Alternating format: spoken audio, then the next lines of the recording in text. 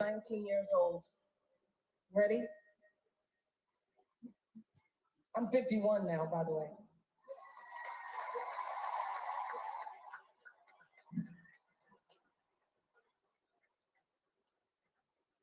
Oh, say, can you see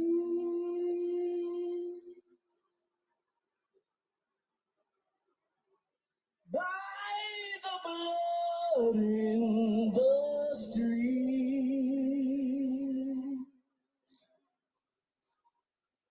that this place doesn't smile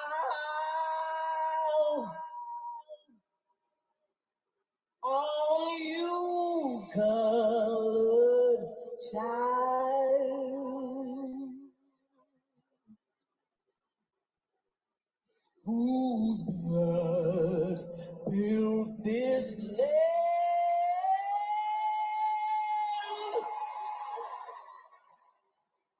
with sweat and their hands.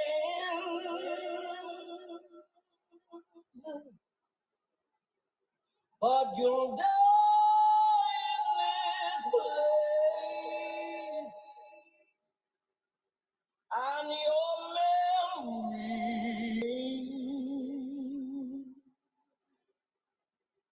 oh, say, does this truth hold any weight?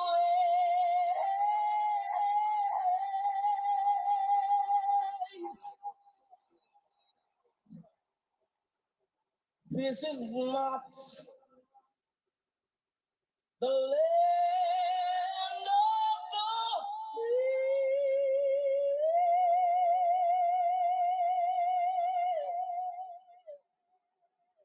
but the home of the slave.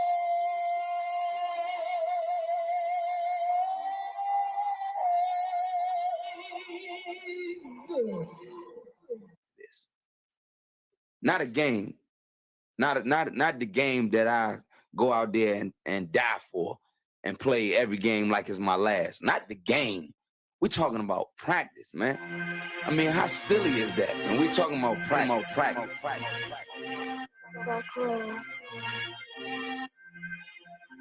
Best believe that I'm top 3. The only thing is I'm not 2 and I'm not 3. Put me anywhere other than one that it's not me. It's beef, we strut a nigga block, that's chopped cheese. No peace, the butterfly sting him, that's Ali. You reach, I teach you with the handle, that's Kyrie. Machines you hook like a Roman, that's IV. You a sheep, I'ma go, it's a difference, so watch me. You weak, all hooks, no punches, so block these. They mock me, I can show them how it goes. Try to stomach this thug life. They bring out the nose, bandana on the grip. All heads coming out the foe. Connected from Cali to New York, nigga, so let it go. Pay for this. Nigga, I eat bars and drink flows, thinking you woke until your third eye hole. Line for line, this shit too easy. It's like a free throw. Mastered the game too early. This bitch a cheat code. It ain't a game. These niggas lame. State bring a shame. If I'm with an officer, it's a number in his name. We ain't the same. You want the easy pass? Tell him change his lane. Shit, I've been through the fire. You can't stand the rain. Take an aim. Tell him runner he can try his best. Drive a car named after me. That's why I'm in the bet. Laughing these niggas once again, and I ain't break a sweat. Number one at everything I do. That's why I'm one west. The Lord is not the God of the dead. So when I die, coming back for my spot. So forever I'm top 3. Just tell him to watch this janitor with the mop stick. You gonna need a defensive lineman to block this. On point when I bomb shit. 10 for 10, I do not miss. I'm barking with a full bulldog. It is not mixed. They can see that my mind's sick. I don't bite, I find shit. I don't like it, then I switch. If I touch it, it's diamond. Tell a bitch that I'm God sent. It ain't because my kicks is built like 5'6", 5'7" is my bitch. Dangerous, high risk. I lose it, get another one. You think I'm talking about a girl? I'm talking about another gun. You hear now? Hey, look, it is what it is now. We don't fuck with the house niggas. We burn the crib. I'm ahead now. And I hope they can hear now. I don't care if you think it's it, nigga. I don't fear class. Policies make it sound like raindrop. That's a firestorm. Get the job done in the view and get fired on. If you niggas standing for nothing, what you dying for? If you put real with real, that's how I was born. Walking this bitch ready for war. I'm in riot form. I want these niggas to see me flex. That's why I am armed. I shouldn't live in the crib, nigga. I should buy a farm to go through this shit so effortless. Best believe that I'm top 3. Only thing is, I'm not 2 and I'm not 3. Best believe that I'm top 3. Only thing is, I'm not 2 and I'm not 3. Best believe that I'm top 3. Only thing is, I'm not 2 and I'm not 3. Drop dummy.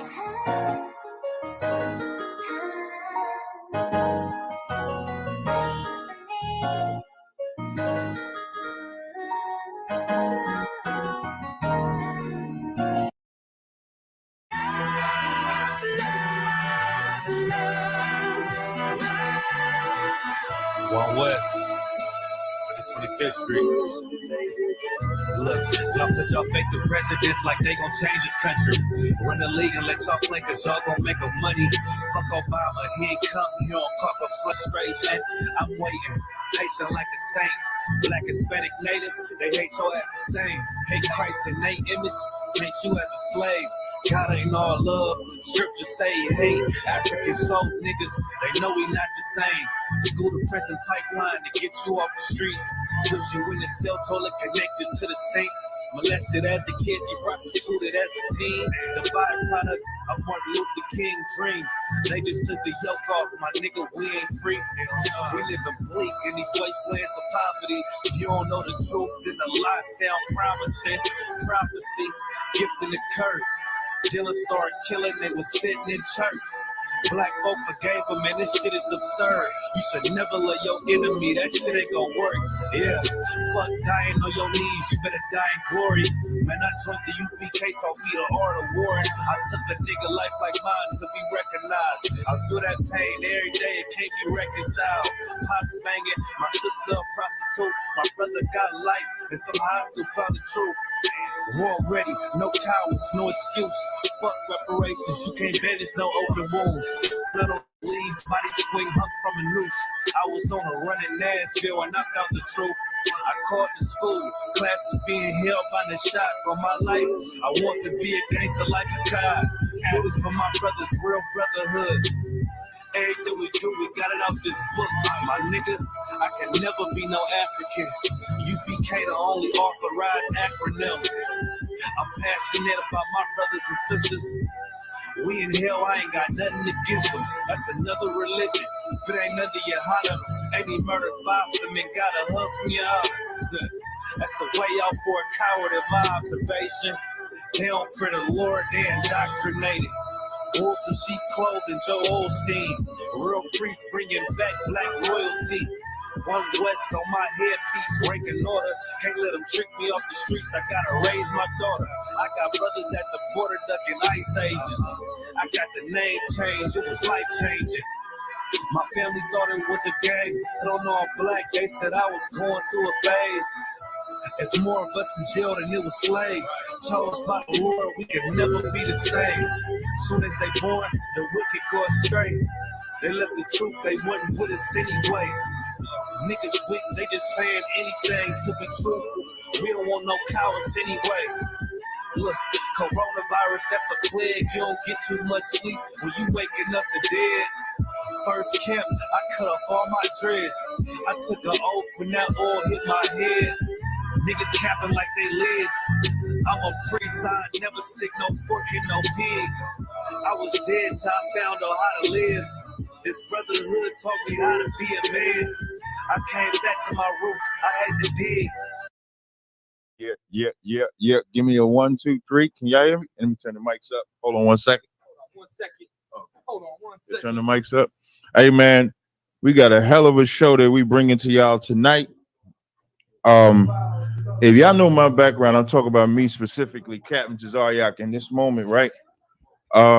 If you go back as far as like 20, I think like 14, 15, whenever it was, 17, it could be 16. I could have the time wrong.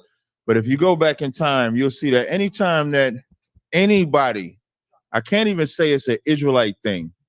I can only say that it's a black thing when it comes to black people, when it comes to my people. Anytime that there's been a travesty, harm done, crime, whatever it has been, if it's been in my grasp or in my power to do something about it, I've done it. When Ron Savage came on 125th Street, it was around, I think, like 2016. And I remember we was at our Passover, and when we was at the Passover, Sarnetta comes and he's like, yo, I got Ron Savage.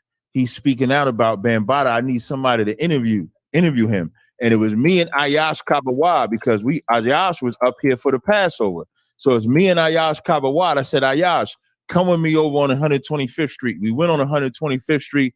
I sat down with Ron, and Ron back then, like Ron is probably a little better now. But if anybody watched that video back then, you could tell like the way he was talking, it was a little nervousness to him, a little timidness to him. But I interviewed him. And when I found out that Bambaataa was not only molesting him, but also Hassan Campbell, it was myself and Irritated Genie. We did a whole rally behind it,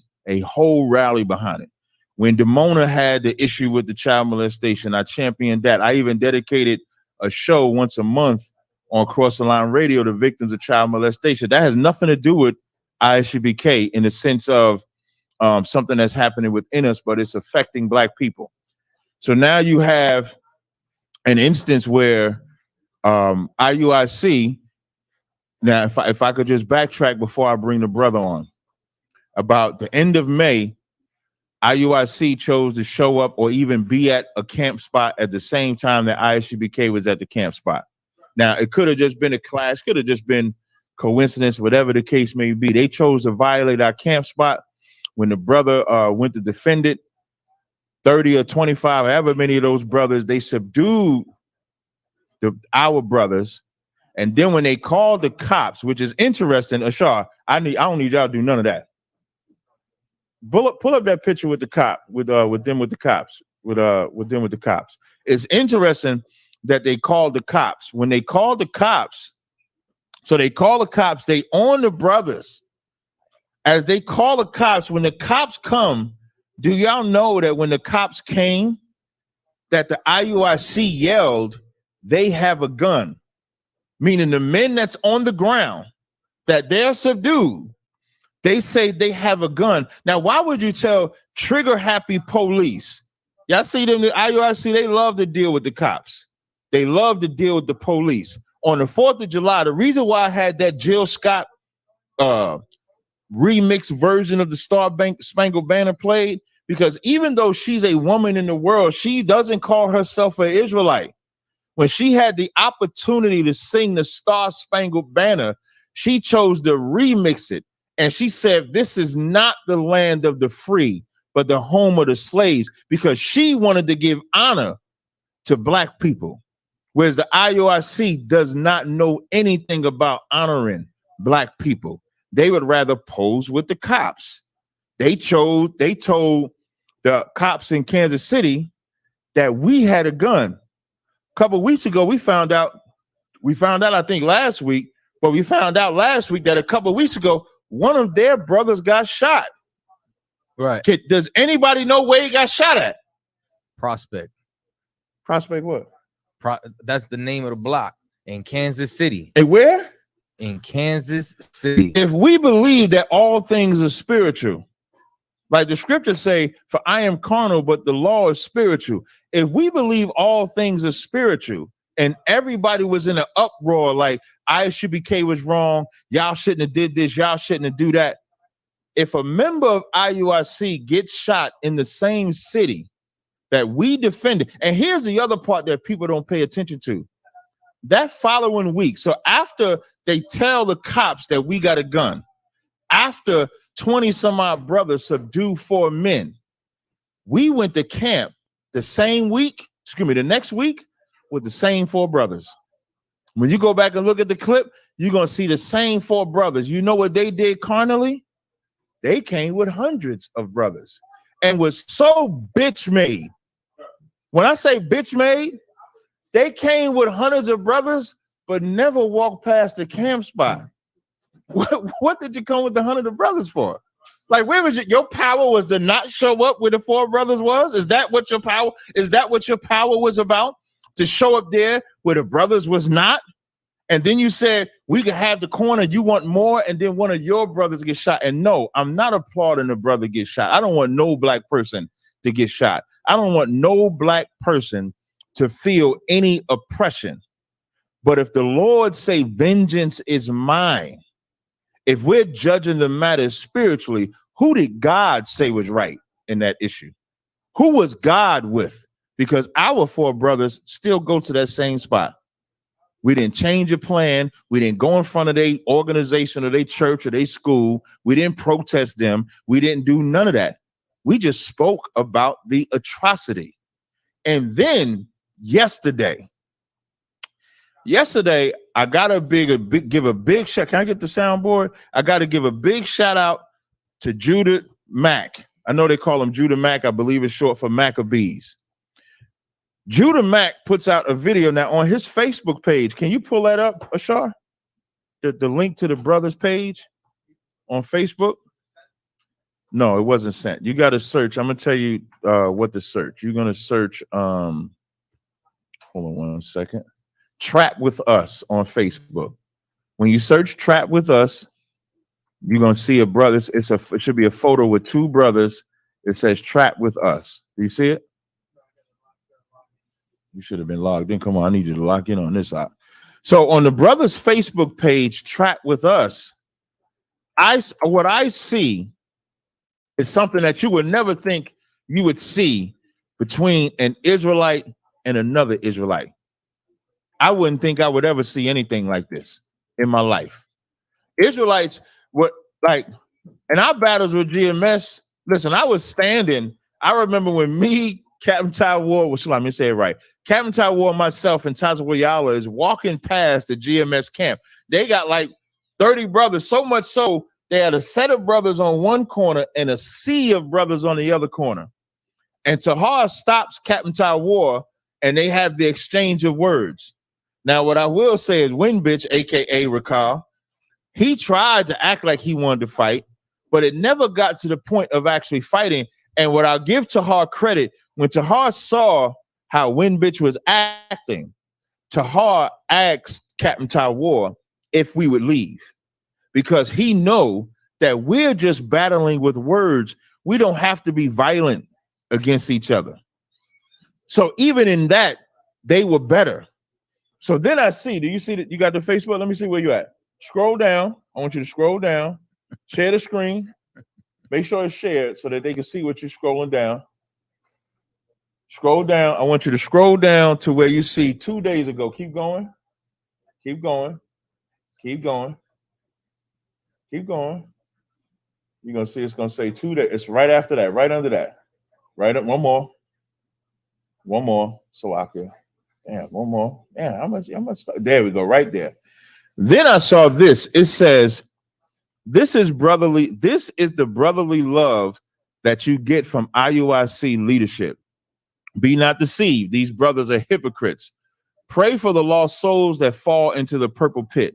This is Memphis so-called captain Hoshea that did this evil.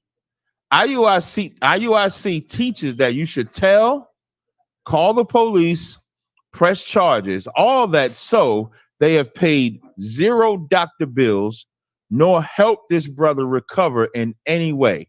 The so-called captain was found guilty and his case was sent upstairs. Let me see if I click some more. Upstairs to other people. The Bible says he is to pay full restitution. You think IUIC gives a shit?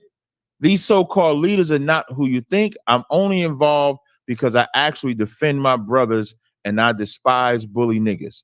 When you look at these images, and to the brother Titus, bring the brother Titus on the stage. Bring the brother Titus. Go to StreamYard. Hey, brother Titus, are you there? Mic check, mic check. Can you hear me? Yeah, I can hear you just fine, brother. Can you hear me?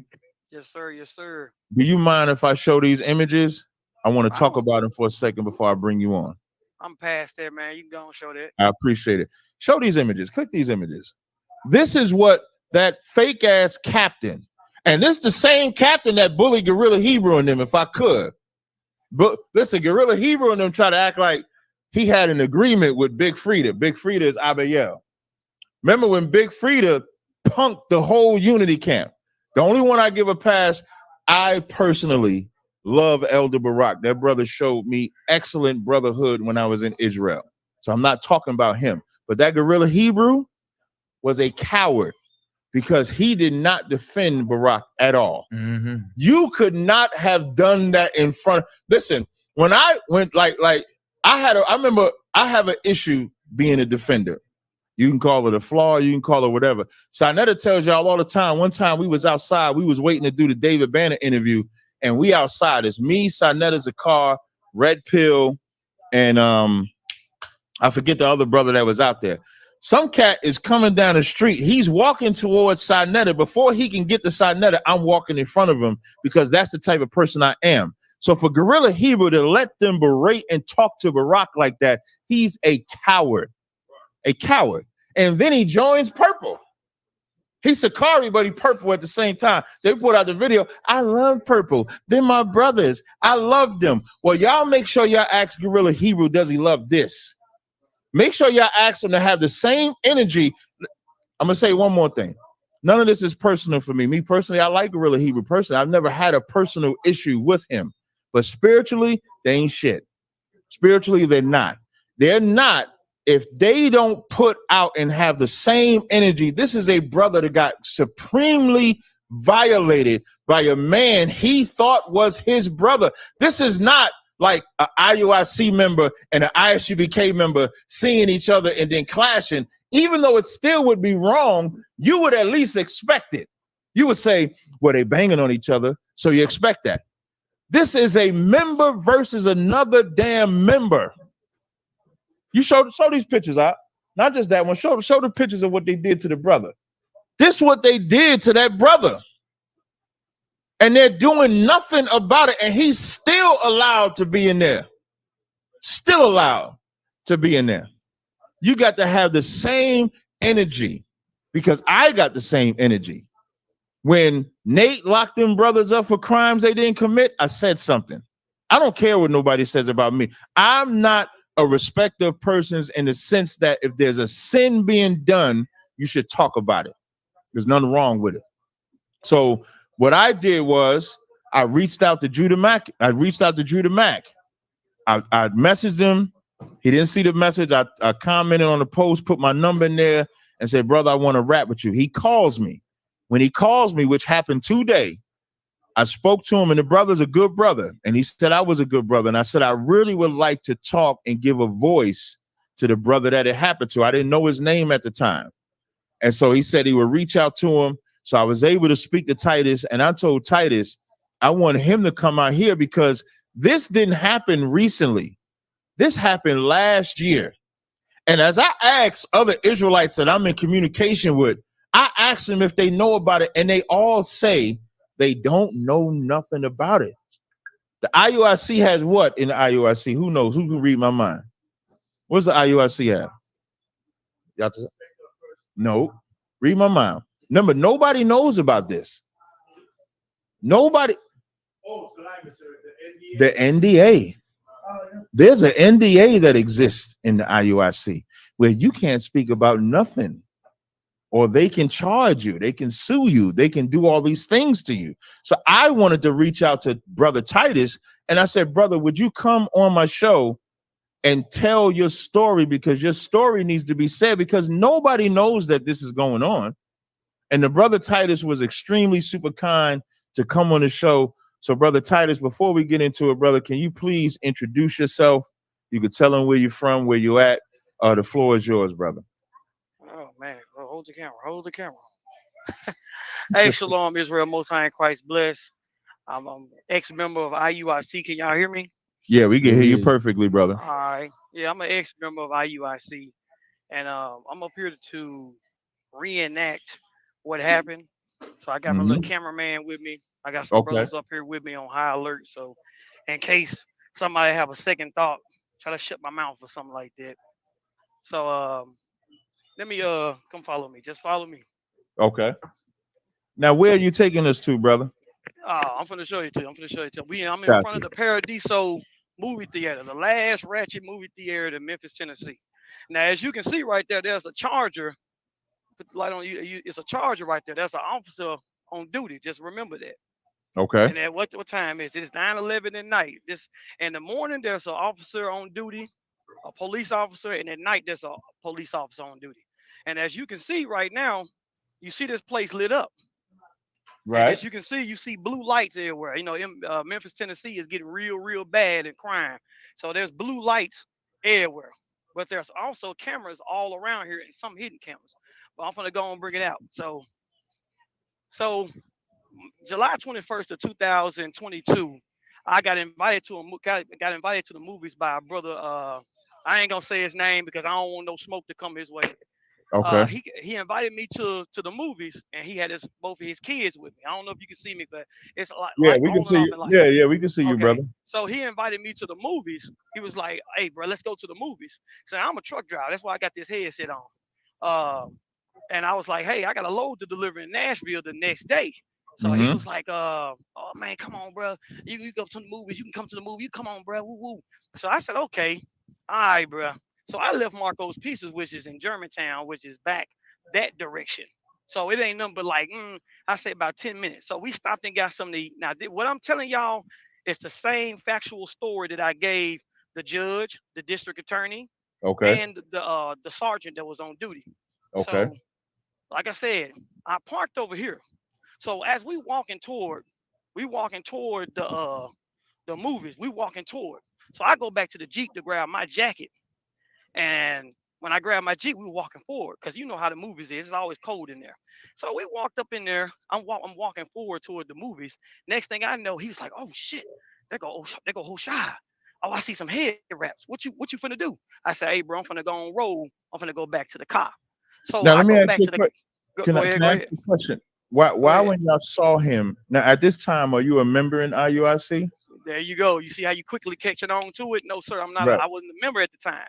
So Okay. I'm over here like, okay, bro, why you ain't you know what I'm saying, acting like kind of skittish. Like, why you ain't trying to duck and dodge? You know you don't supposed to be hanging out with me. I told the brother I ain't coming back. I'm out. So he was like, Wait. Hey, brother, if we could, and go ahead. I hope you got some time, right? Because Yeah, because I'm trying to, get through it. But yeah, go ahead. yeah, Go ahead. because like so at this time you're not a member, but you're saying a member of IUIC is inviting you to go to the movies. Am I correct? Correct. Now that's You kind catching of on?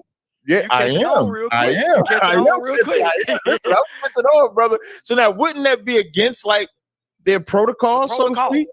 There you go. Because for those that don't know, the IUIC protocol is if a member is kicked out, nobody deals with that individual.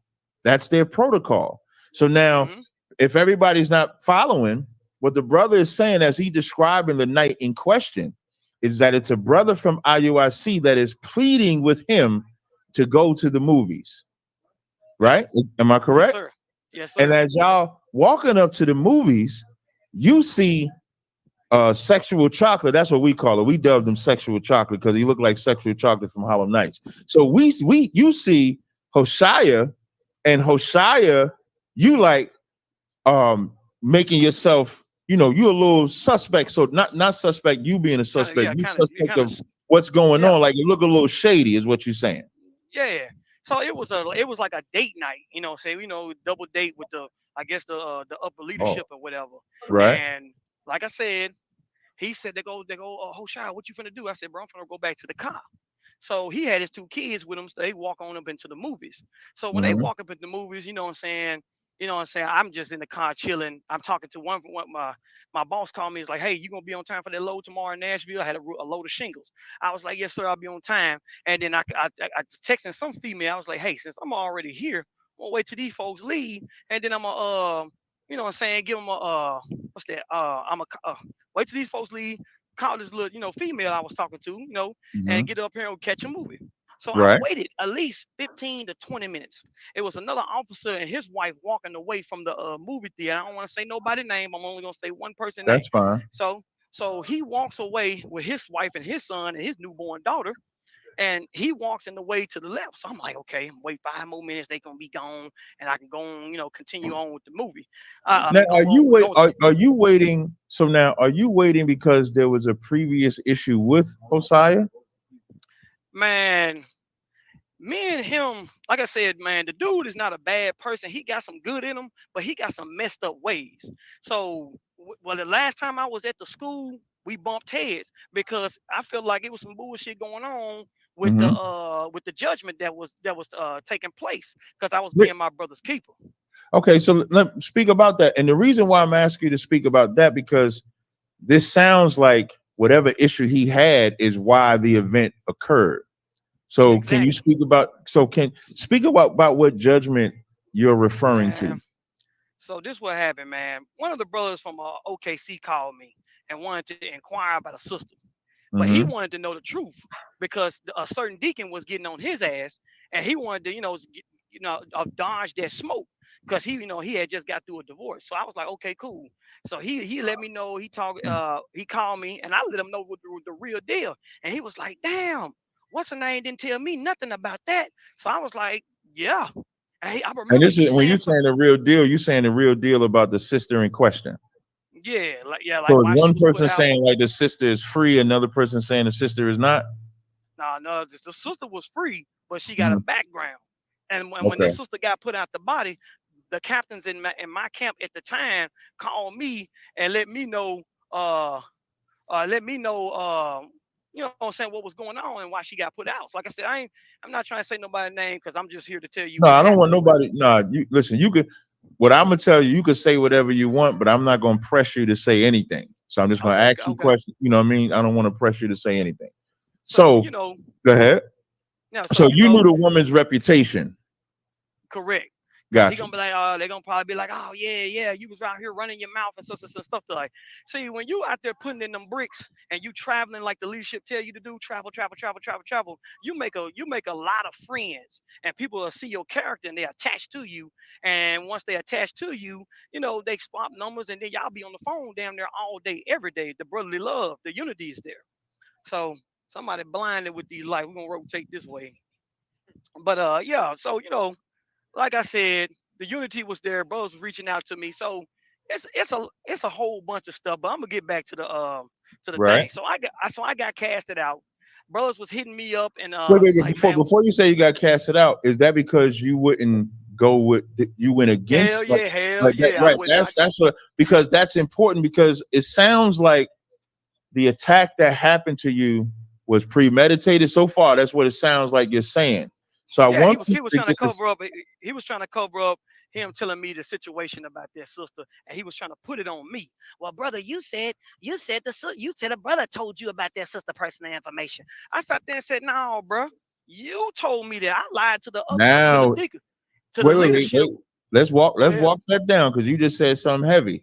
It sounds like you're saying he told you some information, but he didn't want you to tell people that he's the one that told you. Correct, because this dude been in the hot seat for a long time, and he know it. So he's trying to keep his name out the mud. So he doing any little thing necessary to to keep that smoke off. But eventually he got that smoke. He was expecting you to lie in the council to say it's not him. Exactly, and take the L, be quiet, go through the demotion period, and get raised back up again. Wait. So now, wait. So he wanted. So you was the sacrificial lamb, so to speak. He wanted you to lie, and you said get demoted. So what was your rank at the time? The man had demoted me 3 times about this damn girl. No, 2 times. So what rank did you start at before you got demoted? I was officer 10.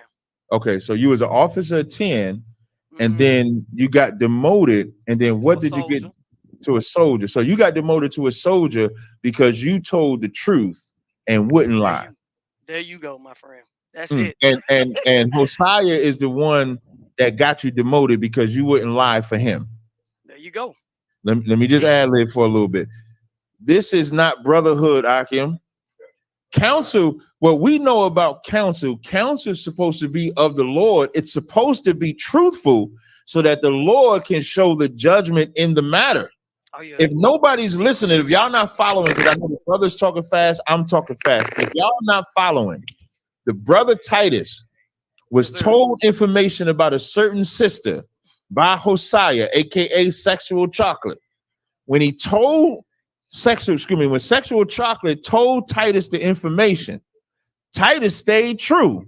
When he was asked in the council who gave the information, he said sexual. Oh, well, he said Hosea. I'm saying sexual chocolate. He said Hosea. When he says Hosea, Hosea gets angry at Titus and demotes him for telling the truth. I'm confused about one thing, brother. No, I want to add to that. I want to add to that. This how he played it.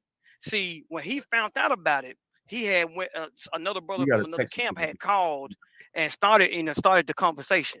So they all got all the leadership on a private little phone call, and they called one of my friends at the time that called me after that. So I knew he was coming. That's why I had called him the next day to see, are you really finna do this to me? Are you really finna set me up for the glory of Rome? You finna really set me up to be called Caesar or just to be seen or whatever the case. So I said, I waited. So that Friday we did a Fix Your Face Friday with Deacon Abiel. Didn't do that show. He did the show, but he did it something about some dogs jacking off dogs or something like that. Folks trying to what's that when you got dogs and stuff and you got them in the cage and you got the hand on the thing, got the female next to the. It was dog breeding dog breeding. Kennel. So he was in the kennel. So he did a class about that. So he used me that Friday because he know I was cold at the IT and on the camera team and so on and so forth. So I still do photography and videography to this day, and I guess you will say the world. And I still keep my business going. So at that next Saturday, he already. So my brother called me and said, "Hey, bro, you was right, bro. They finna come get you. Such and such, such and such. They coming, bro. So be on the lookout for that." Saturday morning, the Sabbath, I'm up in there doing my regular duties at the school. Next thing I know, this man, what he do? He come up in there, hey y'all, let me get all the leadership to the back to the kitchen. I'm like, what? I can't believe he doing this. So I go up in there and pack all my things and all so on and so forth. And then next thing you know, he calls everybody to the meeting room. It's going to be a demotion and all that, so on and so forth. And then next thing you know, he bring out some precepts. See, what he do, he'll be the orchestrator of the chaos, but he'll use another person to sit there and issue out the demotion so you can direct your anger toward him, and he can come behind you and put his hand on your shoulder and say, hey, bro, we love you, bro. Woo, gaslighting. It ain't nothing but game. So he does that, stands me up, talking about, did you? I said, yep, that's right. Yeah, sure did. Bring it out. I just didn't care because I said, I can't believe a dude that I travel with, pour wine in his glass, sold cars, watched his kids. We was everywhere together. I was your personal scribe, recording everything you did, putting it down, chopping your stuff up, editing it, and uploading it to YouTube. And then you set me up like this. That's what made me so damn angry. I just spazzed the fuck out. I'm sorry. I just spazzed out. So when I left, everybody was, some brothers was crying. Some brothers was like, no, man, bro, no, this can't be true. You know what I'm saying? They couldn't accept it. So, man, like I said, I got casted out. And I was, like I said, when you leave IUIC, you're going to go through a depression. If you leave that organization, you're going to go through a damn hard depression.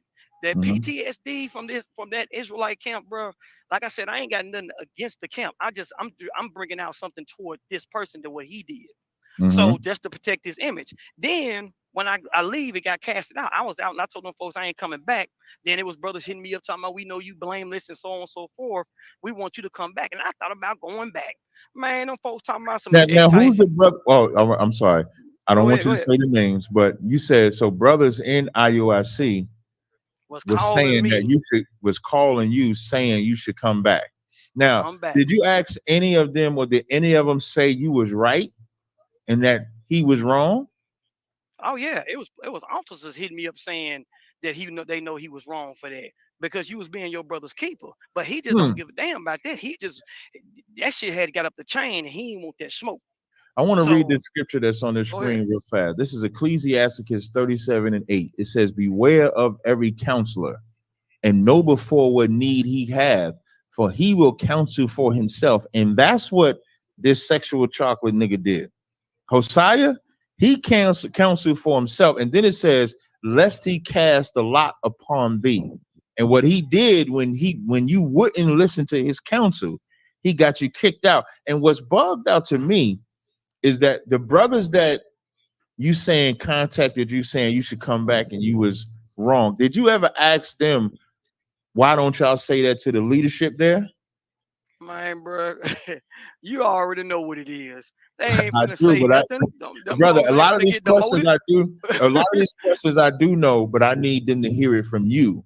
You know what I'm Man, saying? So, them mhm. folks ain't finna get demoted, bro. They ain't finna put their neck out on the line. Cause like I said, you don't know if you don't know. Yeah, no, they don't want to step outside their bounds. They don't, you know what I'm saying? Cause they don't want you to. You can't go against the leadership, bro. You can't So what go it against the sound leadership. like, what it sound like, if I could, what it sound like, brother, is that you chose to serve the Most High, and they did not. And here's what I mean by that: when we go all throughout the scriptures, you'll see men that chose the truth over death, whether it's the 7 sons and the mother, whether it's I think it's Daniel and Susanna, right? It was Daniel that stood up for Susanna. Whether it's Daniel that stood up for Susanna in the face of adversity, even Meshach, Abednego and them going into the fire. Like what they chose was to fall in the Lord's hands and not in their enemy's hands. And so the Lord was with you even in this, because although this is a tragic event, this gets to show just how evil and vile and disgusting IUIC is. And those men that called you are just as bad as Hosea, because they should have saw your strength and became strengthened. They should have saw your strength and they should have did and stood with you. It would have been better to not tell you to come back, but to say, if they don't accept you back, we're leaving too. And they would have brought justice into IUIC. If they would have done that, then IUIC might have gotten a wake-up call to what actual righteousness is. But instead, they chose to just say, come back. We're not going to sacrifice our rank. We're not going to sacrifice our position of power. Brother, you are strong as hell. I want to tell you that. I want to be the first one. If ain't nobody told you that, it takes an extreme amount of courage to be in the face of elders, to be in the face of so-called leadership, and to have to stand for the truth, knowing the man that's human, that you report to, that you said you fixed his wine. You did work for him. You obeyed him. And this is the man that's asking you to lie, and you chose the truth over that. Brother, I applaud you for that. I just want to let you know. No sweat, brother. Go ahead. The traffic is getting a little crazy up here, so I'm gonna go ahead and run through this story. Okay, no sweat. So say you a hoe. No, that's me. Yeah, you got it, brother. No, you grab this and follow me. Okay. So the camera this way, so he can't. And for those that don't know, he's taking us to where it happened. That's why he's saying that. So I'm gonna let him tell the story, and then we're gonna go back and get the conversation going. Go ahead, brother. Yeah, I don't know if you can see. There's just a lot of traffic up here. No, we can see. We see everything clear. Don't use it on me. Yeah, let's put it on him. Yep. Okay. All right. So I'm gonna let this Tesla come back. Let this Tesla come back, cause they looking like they about to pull out. So like I said, so I'm back at the car over here. So I'm over here by this white truck, if you can see it over there. So I'm thinking the coast is clear. So I pull out. So I drove right past the officer and his wife and his little boy. I mean, I want to say their name so bad, but I can't say it. I gotta watch myself. So because like I said, these folks was family to me. So everybody in there knows me. So it ain't no games or nothing like that. So I pull out this lane right here, and I come in front of the movie theater. So as I'm driving, as you can see, I was on the phone with the female or whatever. Come on this way. And as you can see right there in between the columns right here, I don't know if you can see the movie time, like the movie pictures or whatever. Yeah, I see it. So I'm looking up at the top to see what the movie times are, and trying to say the times to the sister I was talking to at the time. Because after this event, she dropped my ass like a coat with no holder, man. She got on down. So I drive up. I'm driving. You with me? So I'm driving in the Jeep like this, and he walks. It was a curve of people that came out right here. So where them, I don't know if you can see them. Then where them three at, they walk out. Okay, I see it. Now come follow me. See, there's a lot of traffic up here. I'm gonna make it quick, man. To the main part. Hey, don't rush, brother. Listen, we got all day. We got all night. I ain't gonna skip it. Okay, I appreciate it. Okay, I know. I ain't gonna skip it because, like I said, it's just remembering this. I ain't been up here since the incident. Okay. when he coming out, he holding his rib like this. That he holding his rib like this. So when Mhm. he came out, I don't know if you can see me. Come up close. Yeah, I He see you. like this. He like this. He already he on high alert. So I'm over here looking at him, and I looked at him. He said, "What's up, bruh? What's up, bruh?" I said, "What's up, man? Shalom, bro. I try to call you and see how you were doing. I said I called you twice and I texted you twice to see how you doing. Hey, bro, I'm in now. The screen is me, and I'm him. Okay, I And he got you. walks up with her, So, and and you're in the car. I'm in the car. Okay. So I said, "Hey, bro, I try to call you twice and text you twice to see how you were doing." Just Mm. like Judah say he do. He texts these people because, dude, you spent your whole life into this organization. You Right. become bonded with these people. Mm-hmm. So I saw him. I was happy to see him. He said what he said. Hey, bro, what's up, bro? I said, hey, bro, I tried to call you and text you twice to see how you were doing. Bro, I'm a grown ass man. I'm gonna call you when I want to call you. I looked at him like, whoa. I said, so that's how we going in 2022? And after you just got your ring back? So he's Wait, right here. wait. You said just so he lost his rank. Oh yeah, he got demoted. He got that smoke right after he casted me out. He got demoted right after Mm. that. Because Okay, his so because he his there. so-called girlfriend showed out. His so-called girlfriend showed out, quote unquote. His But you so-called just said girlfriend white. showed out. You just said okay. You say he walking out with his rib. Is it the same Yeah, woman? I'm trying to keep it professional. Yes, sir. Yes, sir. Okay, You know what I I'm got saying? you. I got you. But Okay. so But it's the same person. So the one that showed same out person, is the same. Okay, got you. Go ahead, brother. same person. Got So I'm in the Jeep. So I stop the Jeep. Did you see traffic? That lights this way, and you you. see Hmm. the Jeep is going that way. The traffic going that Right. way. I see. Yeah, I see. So I'm right here. Now I stop right here. All praises to the Most High. Now I want you to come over here and look straight up, right there, up there in that corner. I don't know if you can see it. It's Yeah, two I see it. cameras. Right. So she walks around the car. She walks around the car. You talk about the rib walks around the car. Yeah, the rear walks Okay. around the car. You see, I don't know if you can see that white truck. Yeah, I see. Yeah, I That's see the how white far. truck all the way at That's the how end. far he was parked away from the Paradiso. That's how Okay. far he was parked away from the movies. So Gotcha. she walks to the car. So this man, he talking shit. I ain't gonna lie. He talking shit. I responding. He talking shit. I'm responding back. So he walks her around. I'm in park right here in front of the camera. I ain't moving. I'm right here in front of the camera. So he comes around making faces and shit, looking at me, and he just posts up next to my Jeep like this. But the whole time he looking at me, I got the window rolled down, just sipping my wine, just looking right at him, bro. I said, bro, I already know what you're doing. But soon as I walked out, soon as he walked out, bro, I ain't trying to be in the nude or nothing like that. He Right. flapping his shirt up and down like this to show me a loaded firearm with a 30-round Wait. clip in it. Wait. So now you in the car. You not out the car yet, right? There you go. You catching on quick. I'm pretty smart. I'm following. I want my listeners to follow. So what the brother is saying, he's in the car.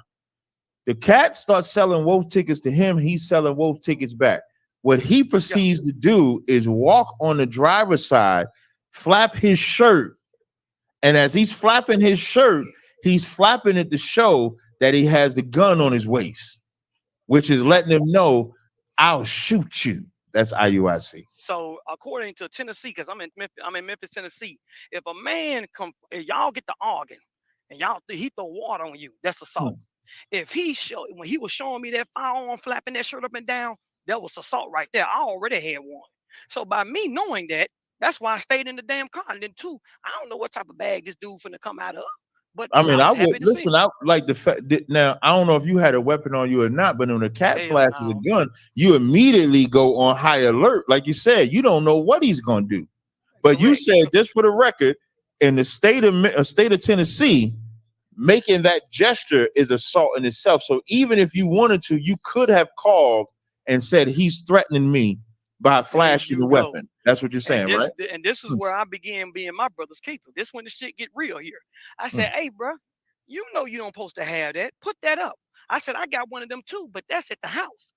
Bro. He was saying some shit. He was talking shit and he was getting me roused up because, you know, brothers that go to camp, they know how to make the scene hot. So I ain't been up in there since a year and a half. This dude know where I stay at. He knows where I stay at. I mean, I know where he stayed. He knows where I stay. I stay in Bartlett Oranges in the back end of Memphis. He stays in South Memphis, is which when you come straight into Memphis, you right there in South Memphis. You right there where he at. When you cross the old bridge, you right there. So like I said, he flapped the gun like this, and I'm looking at him like, bro, you know you don't supposed to have that, bro. Put that up. You know you a 6-time convicted criminal, bro. You don't need to be having no loaded firearm. So like I said. His wife, his rib is at the car. So Moses walks up. I be trying not to say the name. I know. Man, it's all right. It's all right, brother. But this is a key person. Remember him. Remember him. This is a key person. So Moses, I'm still in the same spot right here in front of that camera. I ain't going nowhere, bro, because that's the reason why when he came up to the right here, he was looking left and right. He saw that camera. So he was like, you know what? Moses walked up and said, hold on, he ain't even worth it. So I got out the car. I was like, Moses. So wait. So now the Moses cat is saying he's not worth it to Sexual Chocolate, right? That's who he's talking to. He's not talking. Yeah, you're right. He's saying to him. And then, but they also paying attention to the cameras. Correct. He was. Moses is a good dude. Moses is not a bad dude. He just got involved. He was here that night and he just got involved in the wrong situation. And like I said, when this smoke clear, I hope he, you know what I'm saying? Like he said in court, he don't got no ill will against me. I don't got no ill will against him. So, brother, like I said, if you watching this or you see this, bro, just know I ain't got shit against you, bro. But like I said, remember Moses. So, like I said, he walks up and say, hold on, Ak. He ain't even worth it. So I said, Moses, damn, bro, what's up? So he walks back this way toward the light. We're gonna go back toward the light. So I'm outside my Jeep right now. My Jeep is still in the same spot. It's in the same spot where that couple walking in right there. And it's in the same spot. So get in front of me right here real quick. So at the time, the reason why he went back here is because Moses saw him and there was a camera there. So he came at this time right here. That light right there was not here. It was dark as hell on this aisle. It was dark. So as he, you stay right there. As he's walking back to the spot, he's like this, man. He out here banging. I'm talking about dude was turned the fuck up. I'm sorry, bro. He was out here just like, man, come see me, bro.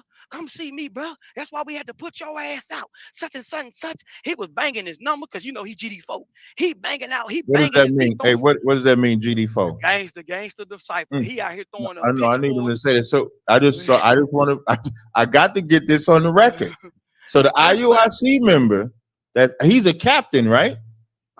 Yes, sir. So a captain in IUIC is brandishing, flapping the gun, and talk about GD4. He's a cop. He's a cop and gang member and an Israelite. God, bro, James 1:8 says a double-minded man is unstable in all his ways. I remember at one time we was at camp, bro, and we was at camp and it was some people across the street. I think we was on Bellevue and Macklemore, his favorite spot. Because he stayed down the street from the damn place, so he ain't got to burn no gas. While everybody else got to drive around, burn gas and shit. So we he out here talking. He's like, yeah, and y'all ain't gonna do shit and blah blah blah blah. And he starts spitting his numbers. I'm looking at that man like, okay, bro, whatever. I said, hey Cap, I'm gonna delete that out. Nah, but leave that in there. Such and such. This fool, man. It's life for real, bro. That's why I told you this is the last ratchet. This is the last ratchet hotel. I mean, not hotel, but movie theater in Memphis. That's why he came here.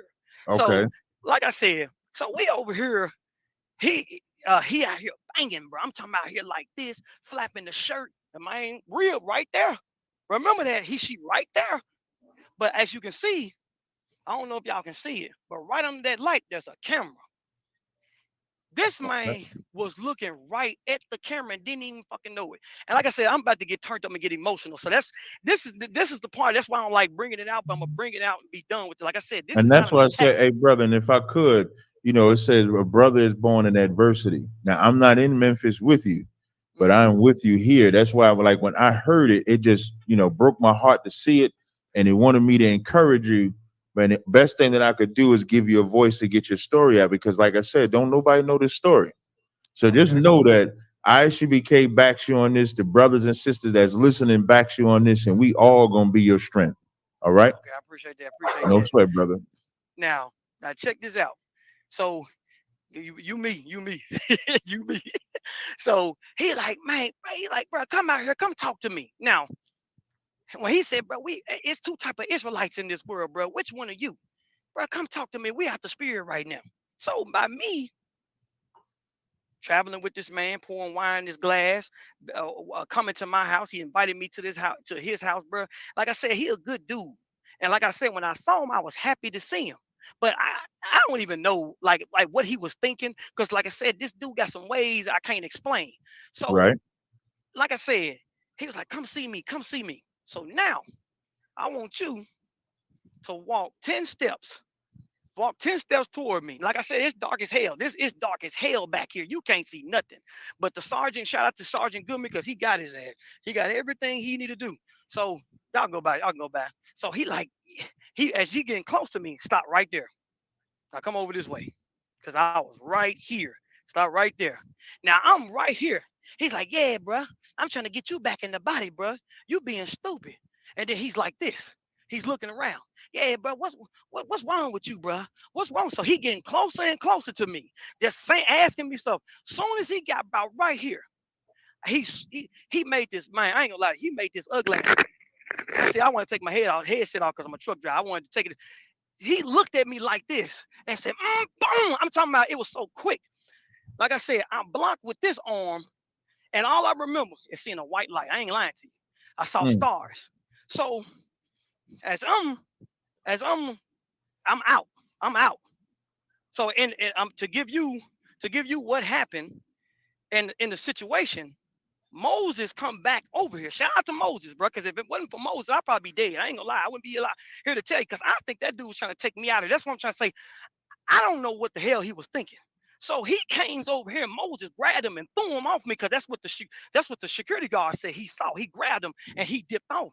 But like I said, the security guard at the time saw a loaded firearm. That's why he didn't approach him. Because you remember I told you, in the daytime it's an officer here. At nighttime it's just security. So did he hit you with the pistol?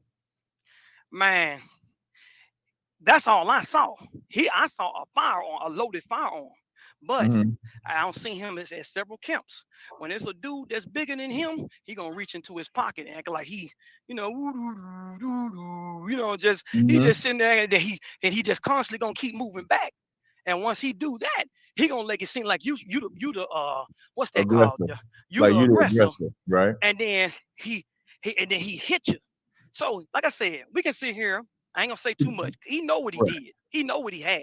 Because if you go back and look at them pictures right here, he hit me right in the temple. He didn't hesitate. He done did this shit before. He knew exactly what it hit me. He hit me. If you can see them scars, he hit me right here in the noggin and knocked my ass out.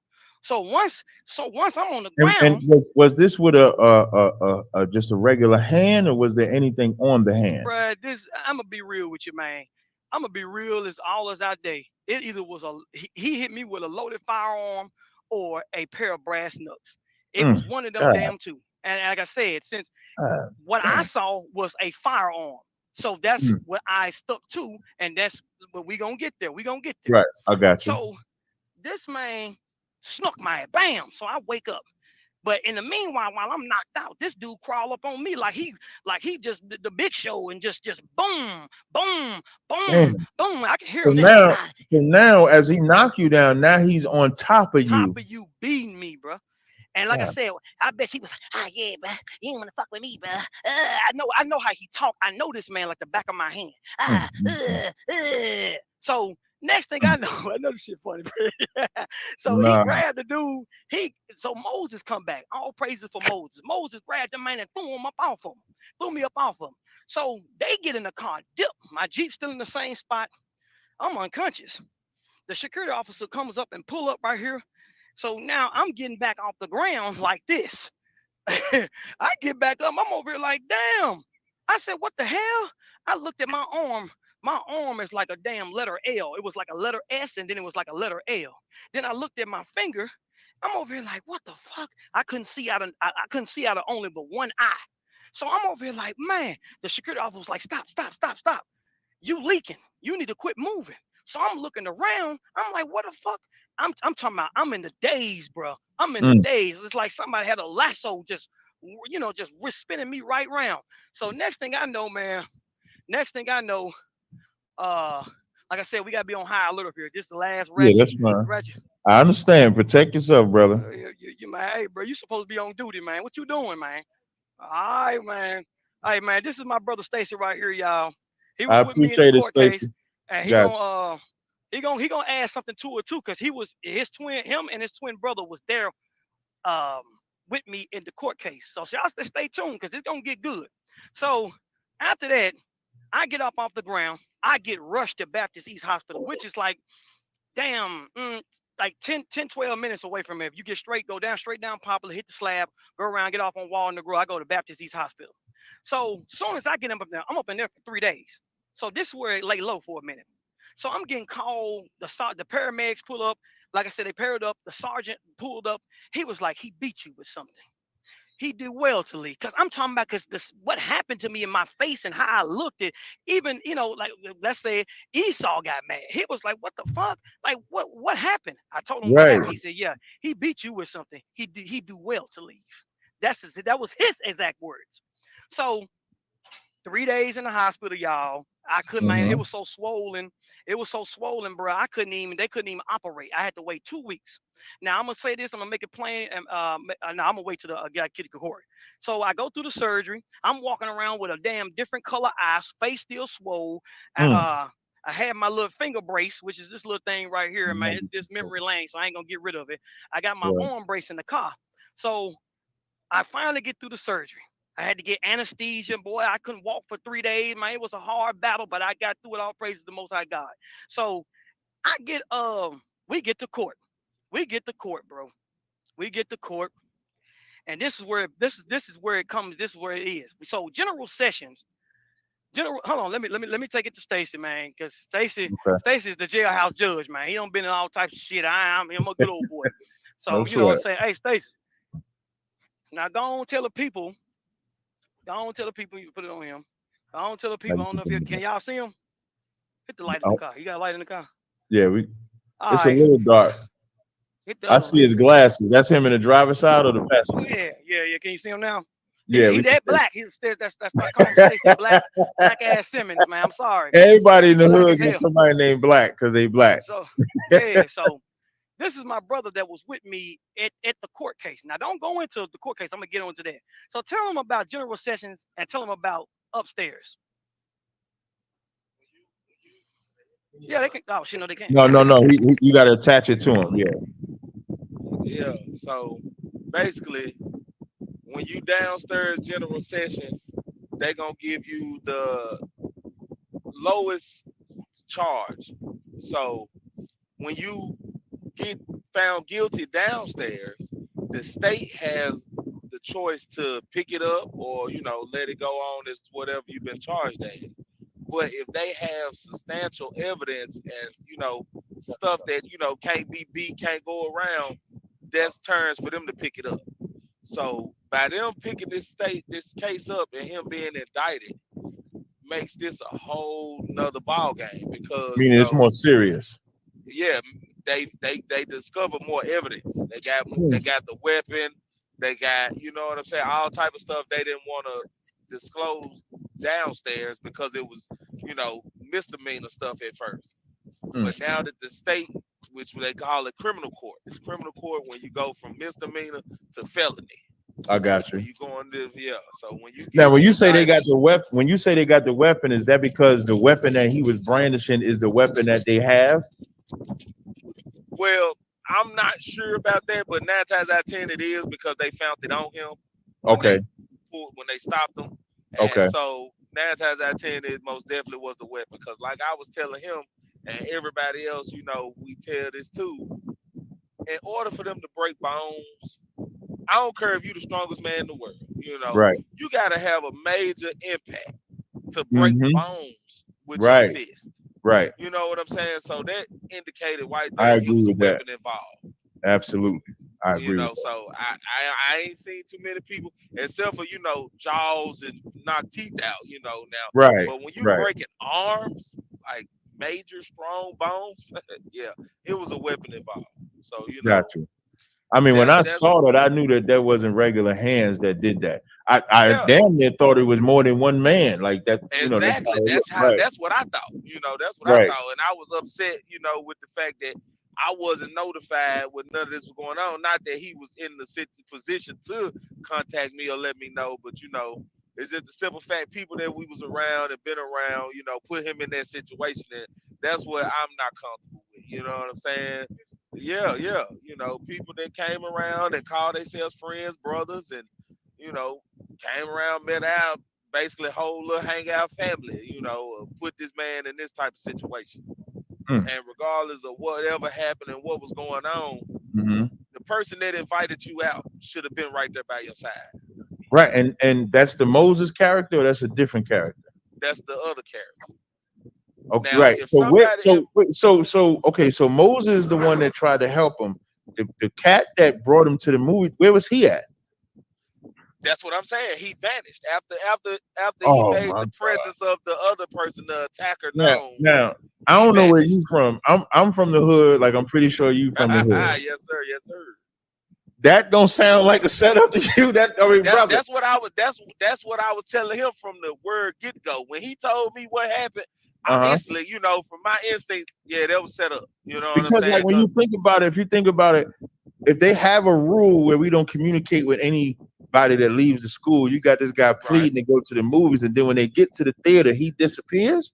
Yeah, just vanished. That's what I'm saying. That's a setup. Yeah, this was all He orchestrated was in sent order in. to be caught. Yep. And And that was one of my issues. That was one of my major issues with Mhm. like, no, you just don't do that. And that's why I tell him to keep his circle small, hang with people that really got your back and good Facts. intentions for you. You know what I'm That's saying? correct. Like, I tell them all the time, because I grew up in the streets, you know what I'm saying? I grew up Mhm. around men with loyalty, and you know what I'm saying? Like, I done been put in a situation like that. That's why as soon as he told me what happened, I instantly was like, oh yeah, he said all that. Damn right. This was all And the plotted cat and planned. the cat that set him up is a member of IUIC. Right. And then that's So what I'm a saying. Like, member of IUIC sets a former member up, and then what I love the brother. You could tell that Titus has a true, genuine spirit of brotherhood. So much so that even after they put him out, like he said, there's a detachment issue, if you want to call it like PTSD, because you done been joined to them so long. Now they get rid of you. Anytime that you can get the family, even under oppression, you still will fight forward. So he's sincere, and they took advantage of this brother's sincerity. The Lord is going to judge them. The Lord is going to judge them. Got it. Definitely. They got their judgment. He got his judgment coming twice.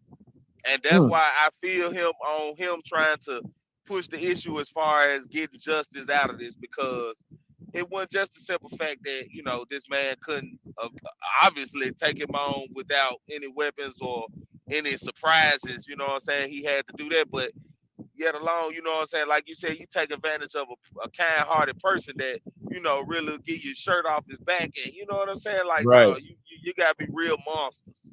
You know what I'm And saying? that's what like you said it best, brother. You got to be a real monster, like to do that. And them brothers is monsters to do that to a brother.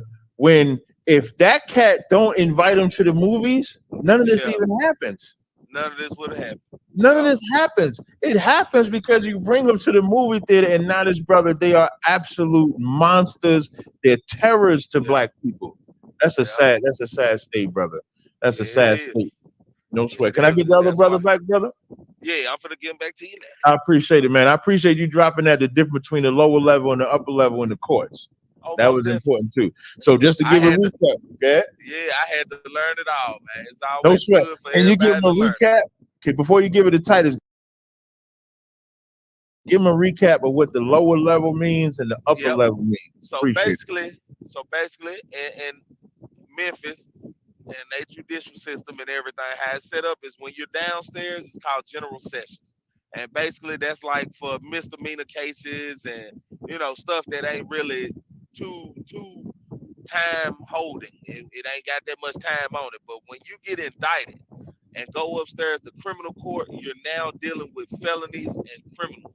And the judges there are gonna, as they quote, railroad you. You finna get time on top of time because they had evidence and means to pick it up. So, oh yeah, it's a done daughter. But in their case, it was done from the beginning because he was found guilty downstairs. So now they just want to up the charges and add on stuff that they found and picked up that general sessions don't. So that's the whole purpose of that transition from down to up.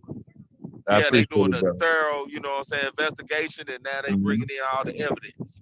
Yeah. No problem. I appreciate it, brother. Thank you again. Yes, sir. Yes, sir. Appreciate it. All right, man. I'm back now. Now we rushing. Now we get y'all got y'all already got the good part, but we rushing. We rushing. Now. No, listen. We can slow down. We slowing down. We slowing down. I want you to get it all out. Go ahead. So we walk into court. So I'm with my brother Stacy, one you saw in the car. Now he got a twin that was there too, and it was me. So we, man, some kind of way, bro. We pull up at 201 Poplar, pull up in the parking lot. This dude happened to be parked in the same parking lot we was with. So as we over here, he over there leaning out the van, looking at me like this. Wait, this is making faces and shit. Is this after? This is after. We at the court now. We at the big house. Oh, okay, so he over here, you know, his wife tucking his shirt in, looking like a park preacher boy.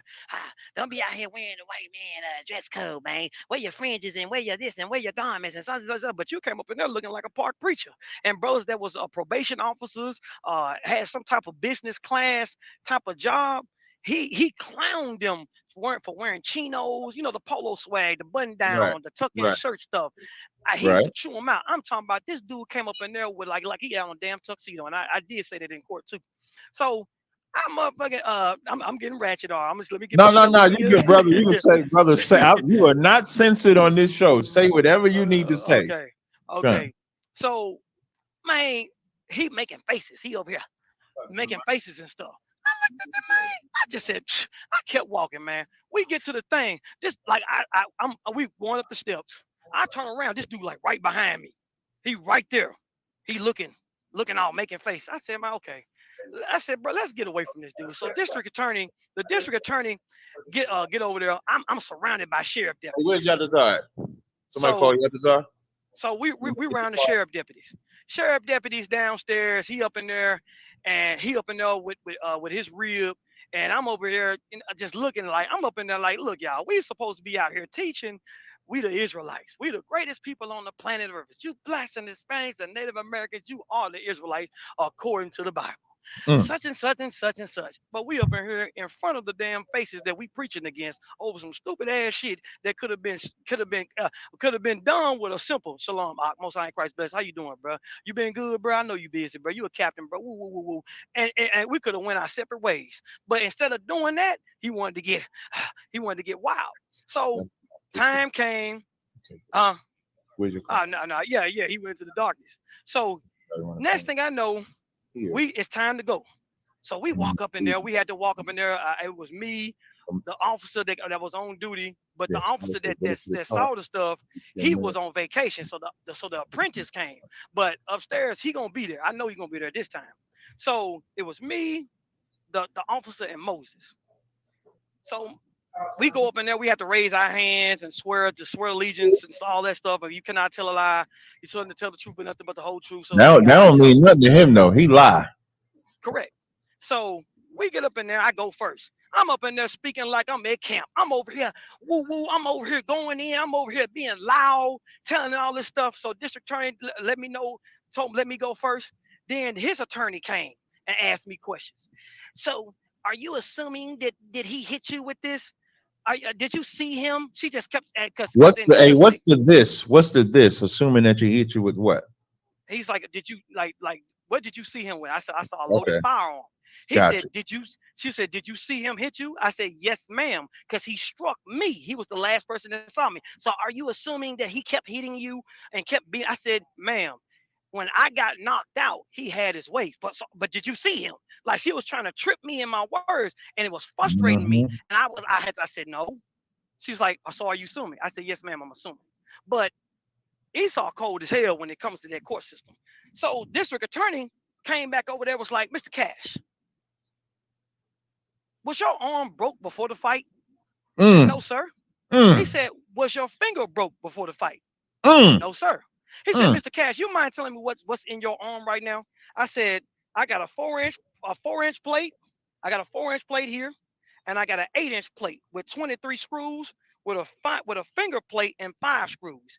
Man, the judge was like, Jesus. I looked right at him. He was right there in the chair looking like a Egyptian statue. When the judge said Jesus, he looked up like this. He knew he was fucked. So next thing I know, I get through. So they finally get done with my questions. Then the officer comes in.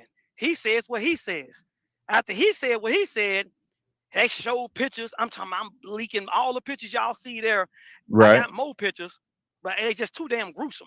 So the officer on duty took pictures too when I was in the back of the paramedics. So at this time, before all that, it's another sergeant. It's 2 sergeants. It's 1 sergeant and it's another sergeant getting more evidence. So you said getting more evidence? Give me more evidence. I can't even expose it to you because he already done call. He don't talk to me. He don't call me and talk to me. And I was like, dude, I'm gonna get to it though. I'm gonna get to it. So next thing I know, Moses come in. Shout out to Moses, bro. Shout out to Moses. All praise to the Most High God for Moses, man. Like I said, I ain't got no ill will against Moses, but this where it goes down. Y'all remember the name? This his witness. This is his witness. So his witness was Moses. Moses. So okay. We come in, but I'm moving too fast because I forgot when we was in the inner sanctum waiting to go to the judge to be judged. He was going up the escalator, making faces, still trying to provoke me. So he's still making faces at you. Still making faces. This is an arrogant, evil gremlin. That same dude. The same shit he was doing in London. They said he was doing in London with wait, hold on, wait. If we could you just brought up something now. You said the same faces he was doing in London. Explain that, please. He was doing the same shit here in Memphis, provoking them, making faces. So who was he provoking? Who was he provoking in London? I think it was the sister family. He wanted to, the sister you talk about is Joy Morgan. Yeah, the family of her. So the family of Joy Morgan, as they're coming out, you're saying he's making the same evil ass faces to them, who's a daughter, who's a sister who got killed by one of their members. She's gone, and the family, he's making those faces to them the same way he's making those faces to you after he assaulted and accosted you. There you go. And y'all wonder why we talking against IUIC. He trying to get stupid. He trying to make me arouse me in court, but that shit didn't work. Because I told Stacey, I said, Stacey, you see this shit? And he was like, hell yeah, I see that shit. Then we said something to the sheriff that was next to him, and he caught him. And he was like, hey, bro, go on up them steps, bro. He told him, go on up them steps. Boy, he shot up that thing like he was climbing up some rope or some shit. I said, damn. I said, man, it took that just to make this dude humble down. But he gonna say, the brother lying. The brother, I don't know what this brother talking about. So, man, we get to Moses come in. Moses come in, he talking. He's saying what he's saying is he said everything he needed to do. He said everything he needed to say. But Moses said, when I was here, I ran out here like a damn old ass WrestleMania match. I just ran out there. Stacey. This is what Moses is saying? Moses. So now, Moses understands saying you ran out like Hulkamania. Like Hulkamania. When have you known my fat ass in the past running out somewhere with a person that had a 30-round clip? Like, come on, bro. I'm not gonna run up on no fool. I'm not a fool, bro. I'm not a fool. This man said I ran out there just full speed, just charged him, and we was just at it like this. We was like Dragon Ball Z, just fighting. We was just at it. I'm over here like, I'm looking at this man like, what? And I kept looking at Stacey. Stacey, well, what you kept telling me? Placing screws. He ain't say nothing else. He just kept saying that. The sheriff kept coming over there tapping me. I'm like, okay. So next thing I know, he got done. His attorney went first. Then it was district. I can't say his name. The district attorney. Right. He came in that thing, rubbed his hands like this. And may I remind you, when these dudes was talking, Mm-hmm. who was loud in the court when they talked? When I went up, was I loud? No, I'm saying, was I loud and vocal, like when I was speaking? Okay, now when Moses went up there, confidently speaking. Now when Moses went up there, how he was talking? Mumbling, on his breath, nervous, because he was lying. So he come up there, he said what he said. He said, this the district attorney. He said, you wasn't there at the beginning of the fight. So how you know what was going on when he ran out there? Oh, because I was, because he said he was walking the sister, he proving the sister. He was walking that sister to the car. So he said, how was you able to see, back and forth? How was you able to see all this? Oh, because it wasn't so far, but how far did you walk? And as you can see, he parked on this side, and this over here versus over there. Bro, Right. You gotta go can't through see some the damn same. Right. There you go. That's There right. you go. So next thing you know, check. That was in one check mark. And here go the this when the bells ring right here, y'all. He walked back over here. He said, so when you came back, where was Mr. Cash? He's paused for a second. He said, was he on the ground? Yeah, he was on the ground. Was he unconscious? Yeah, he was incapacitated. What did you do? Oh, I just pulled him up off of him and said, he's done. Leave, get out of here. Man, bro, this is when it was hot. I'm talking about everybody quiet. Even his attorney was just looking like. That man said, so what did you do after that? I told him to leave and go and call the police. Remember, I told you he pulled them up off of me, and I was on the ground unconscious. Right. So he pulls them off, and then district attorney said, what did you do? Oh, I just left. He said, wait a minute. Remember what I told you. In the morning, there's a police officer here. At night, there's a security officer here. Now, as you can see, there's blue lights all around me, and there's an officer here that I let him know when I first got here, because we was looking suspicious, and we are in all black and pulling up in black cars. So I had went to the officer and let him know what's going on. So he sits there and say, hey, why you didn't go to nobody inside? Because there's an officer, it was a security officer on duty inside. I don't know. So the judge, man, this what Esau turned red as hell, like an old ass thermometer. He looked, he said, wait a minute. You say you don't got no ill will toward this man, but you left a bleeding, unconscious man on the ground? He was just like, yeah. He said, my district attorney, I say them by their names. The district attorney said, from your honor, from flapping this, from showing off a loaded firearm to using the firearm, fleeing the scene. Oh, the brother was after we had to leave the scene because the brother was so aggressive. Remember the other sergeant? The other sergeant was like, that's one lie. How was he able to chase you with a broken arm and blood coming out of his head? Because he hit one of my veins. He hit a main artery here. And like I was over here like this. I was in the daze because it was something that cut the skin. I'm talking about he got me, bro. He got me.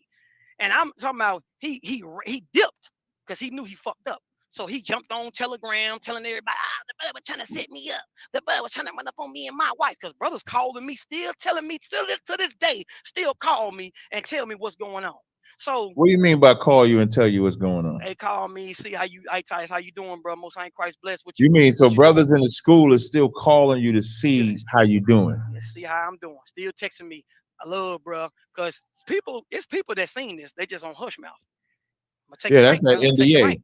I'm gonna take your rank, bro. Be quiet. Shut your mouth. Shut your mouth. Shut your mouth. No, brother, if I could give you just a little advice while we have this interlude, right? And I want to show how spiritual and powerful you are. That brother Moses that you keep saying is a good brother, right? Yeah. When you was in the council and that captain asked you to lie for him, did you lie for him? When I was in where again? In the initial council, remember in the council where he wanted you to lie about the sister? Did you lie for him or did you tell the truth? No, at the time, like deacons and captains was coming to me asking me, "How did you know about this? Right. How you know about that?" And I'd be like, "Oh, a brother that left the body told me about this." I'm lying on him to try to deflect to keep him safe. But in the beginning you said the Hosea sexual chocolate wanted you to lie, but you didn't lie. You told the truth, right? Yeah, I told the truth. I told the truth to my So brother. now, when Moses had an opportunity to tell the truth or lie for sexual chocolate, did he tell the truth or did he lie for sexual chocolate? Man, he lied for that, man, bro. Let me tell you something. I'm gonna tell you, that's not a good brother.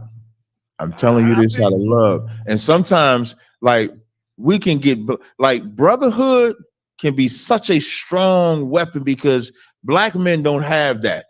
We grow up with our fathers, we grow up with our mothers, we grow up hating our brothers, hating our daddy, hating our uncles, hating our friends down the street. And then we get what we call the truth. And it's this brotherhood that just comes about. And you see everybody lined up, you see them suited and booted, you see them marching, you see everything that comes with it. And then you get put out, but you develop relationships with brothers. There you go. And Moses sound like a brother you developed a relationship with. But that relationship is blinding your judgment because he's a horrible brother. Hey, he might have stopped the cat from further harming you, but here's how he could have been a better brother. He could have told you it was a setup from the jump. He would have been an excellent brother then, because you had the one brother set you up. Don't think Moses wasn't a part of it too. Moses was just as culpable, and you know he was, because he succumbed to the pressure and lied on the stand when he could have liberated you. If, like, when you was first telling the story and you was like, remember Moses, I'm talking about Moses, I'm thinking Moses about to get on the stand and he about to rock out with you. No. You know what I'm saying? He committed perjury against you. Let me tell you, Ecclesiastes 6:7 says, if thou wouldest get us the friend, prove him first. And be not hasty to credit him. You're crediting a brother that is just as slime ball and nasty as sexual chocolate out. He's not a brother. I'm a brother for you. What I mean when I say I'm a brother for you, not only did I contact you for this, but whatever you need going forward, you can call me, I'll give it to you. I'm not asking for nothing in return. That's what a brother is supposed to do. That brother that you was at arms with, you rocked that purple with, you rocked them fringes with. When it came time for him to be a brother, he lied for who he really calls a brother. He calls that Hosea dude, that's his brother out. That's his brother. And let me tell you the beautiful thing, the Lord will give you more brothers out. I got one right here. Damn right. One right here. I met him at Walmart. Didn't even know him. I just saw the fringes and we just started rocking ever since. Is your car there? Come now, and I wanted to make sure I said that to you because you are a hell of a brother. I mean, I say hell of a brother. This, or even the fact that you got the strength to go to the spot where it happened so you can let the people know exactly what happened. That's how good of a brother you are. The fact that you even calling Moses a brother shows how merciful that you are. Unfortunately, they gave you absolutely no mercy whatsoever. I don't want to stop you. I want to keep going. But when we had that pause, I just wanted to give you that part, brother. But you can keep going. But so Moses, after that, the evidence was found substantial. Soon as he said that, the district attorney told me, he said, hey, wait, stay right there. I'm talking about boldly in front of the court, like everybody was just moving slow. And he just said it right there. He said, hey, wait, stay right there. I've seen this happen before. So we get out there. And I forgot about it. He just texted the phone. I just saw that. So we get out there. In the meantime, I'm going to add a few more stuff to it. I'm about to say that. I see you texting. I'm about to say that. So because it's so much stuff. I'm just trying to speak, I can imagine. Listen, that's why I said, man, you take your time, brother. I'll be up here till 6 a.m. Just take your time, brother. Whatever you need to get out, I want you to get it out. Okay. So it's a brother that just texted me. We used to be like super road dogs. I'm talking about everywhere he went, we was right there with him. I was the scribe, he was the reader, and it was another brother that was just always there. Like it was just us four. So the night that stuff happened, he tried to jump ahead of it so he can keep the lock. Like I told you, he must have went back there and told them folks the case was dismissed, or the brother never showed up to court. He could have told them folks anything. And by him being the captain, they just, oh yeah, whatever. The brother was trying to run up on the brother and his wife. Okay, then why he guilty then? But we gonna get on down there. So now it goes to the indictment stage. That's what you're talking about, right? He's upstairs and so he ain't in the lower level. He's in the upper room. He up there with them. What's them judge's name upstairs? Hold on. Lee Coffee, Chris Craft. You know the judge's names. Good Lord. There's another one. I think he retired though. But yeah, the main dogs upstairs. And like I said, this dude is a 6-time convicted criminal. Possessions of firearm, possessions of illegal substance. This sexual chocolate you talking about? I'm talking about a mad dog. Public records, you can look it up. And like I said, he called this brother that night. I got hurt because I was in the hospital for 3 days. I was on oxycodone. I was on what's that other pill they give you? It only hit for a second, but the pain came right back. But when they gave me that oxycodone, I told him, I said, this shit ain't strong enough. I need something stronger, because I'm talking about this was screaming. I'm talking about I couldn't bend this arm. I couldn't do none of this. I couldn't do nothing. I couldn't do none of that. I'm talking about she came in there, gave me something, put my ass to sleep. I arm raising and while I'm in the bed, drooling from the mouth. But that night, while I'm in the hospital, trying to recover my mind and get my strength back up, he called another brother. Hey, bruh, I heard you got my name and some more stuff. He's like, what you mean? Like, bro, he saw what you did. We ain't no fools. We ain't in there kissing your ass. We out here. We know what you like. He see what's going on. Hey, bro, I would tell you what I use, but you brothers that's outside the body run your mouth too much. I ain't beat that brother with that and such and such. But, bro, I need you to be my eyes and ears. This nigga was trying to. Who's he talking to? Oh, you don't want to say it? No, okay. Sweat, brother. So he's saying this to somebody else to be eyes and ears around you, because he know that's my best. He knew that was in that place. That was my best friend. I always looked up to his brother. Wait, now he getting more slick. So what he decide is he gonna go. I'm gonna go to the cat that's cool as hell with Titus. Let him be my eyes and ears. I'm not gonna tell him what I use. I didn't use this weapon. I used this weapon, but I'm not gonna tell him because you're gonna tell Titus. But I want you to be around Titus to get whatever information you can from him. Am I correct? Confusion. To know the next steps, to know what you got going on. Just for the record, is that cat that he's using, is he an IUIC member as well or no? The X. Yeah. So he was an ex. He was an ex at the time? Yep, at that time. He gone. So now he going to another ex-member that left IUIC to get him to plot on you to get information. There you go. Good night. And then he texting me from this where it really get fun. So I'm in the bed, I'm lit off oxycodone. I'm getting text messages. I sent it to Judah. I'm getting text messages saying, hey, this Trisha, come get this pussy. I'm over here like, whoa. What? I said, wait, so did you know the woman? Hell no. Wait, hold on, brother. So now now you getting text message from some air quotes woman saying, come get this box. Am I correct? Come get this. Yep, come get it. Then next thing I know, so he's saying, I'm over here like, send a picture. Since you say who I'm documenting all this and sending it to the court. Right. So you hip to the game that it's really a man. Correct. District attorney told me. If I could just pause you 1 second. Go ahead. It's been said that men pose as women in the IUIC to trick and seduce men. Yeah. And this brother just said he got a text from some woman named, you said Trish, was Trish the name? No, Trisha.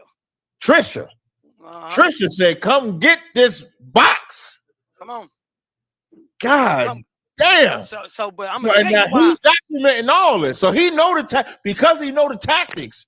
He documenting all of this. So there you go. You caught on quickly. So what that mean? You did this shit before. This is black cops. Listen, IUIC, because their leader is a cop, they think like cops.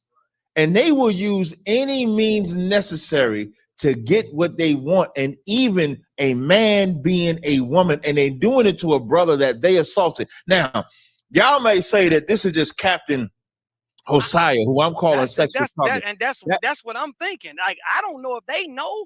I don't fucking know. Let me tell you something. Let me tell you something, bro. There's no way that their leadership don't know what's going on. He's still a member. He's going to court. He's going to trial. Because that's what I was about to say. This ain't just about that Captain Hosea I'm calling sexual chocolate. This is about all of that leadership, because somebody should have kicked his ass out and took care of you. A leader would have. I'm pretty sure he got somebody to outrank him. Somebody outrank him, sees what he does, hears what he does to you. They should have said, "Nah, that ain't right. We're gonna go ahead and take care of Titus. You was wrong to do that to him." And they should have recovered him, because this happened on their watch. This is their fault. This is their problem. But keep going. You said Trisha said, "Come get this box. Come get it."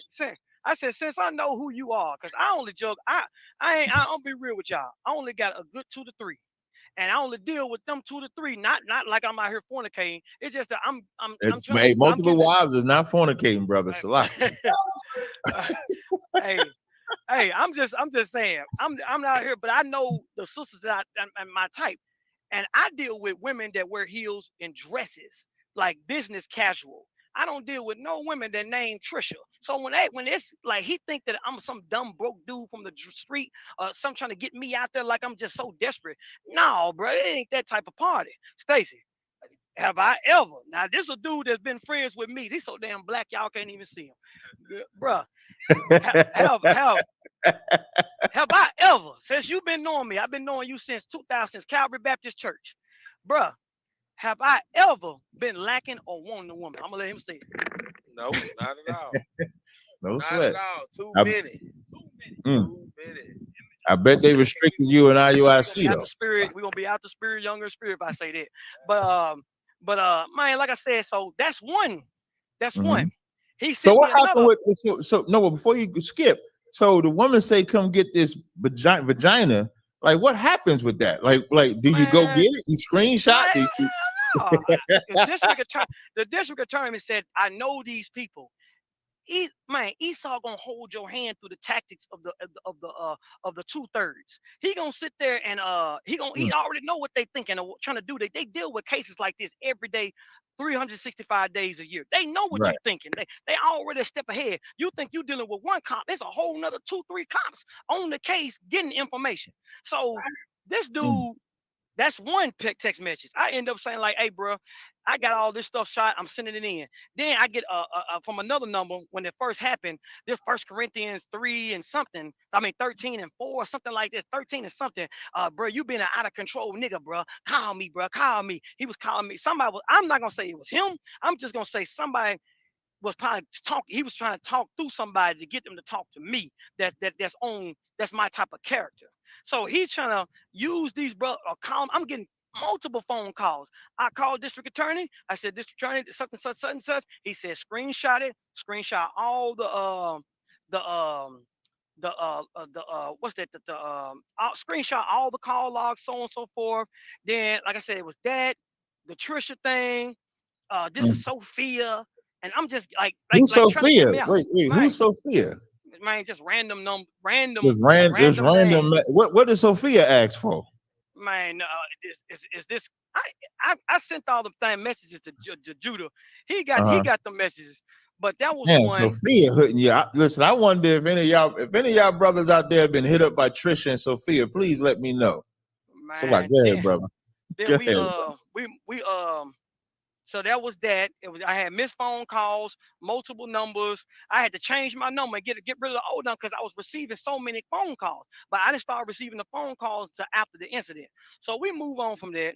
I'm trying to see if there's anything else. So while I was in the hospital, knocked off oxycodone, Percocets, trying to get rid of this pain that was insane. This man changed his name.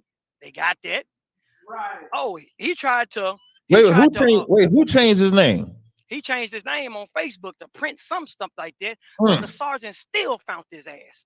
All that shit is documented. But this is the one that, like this jailhouse judge behind me told me.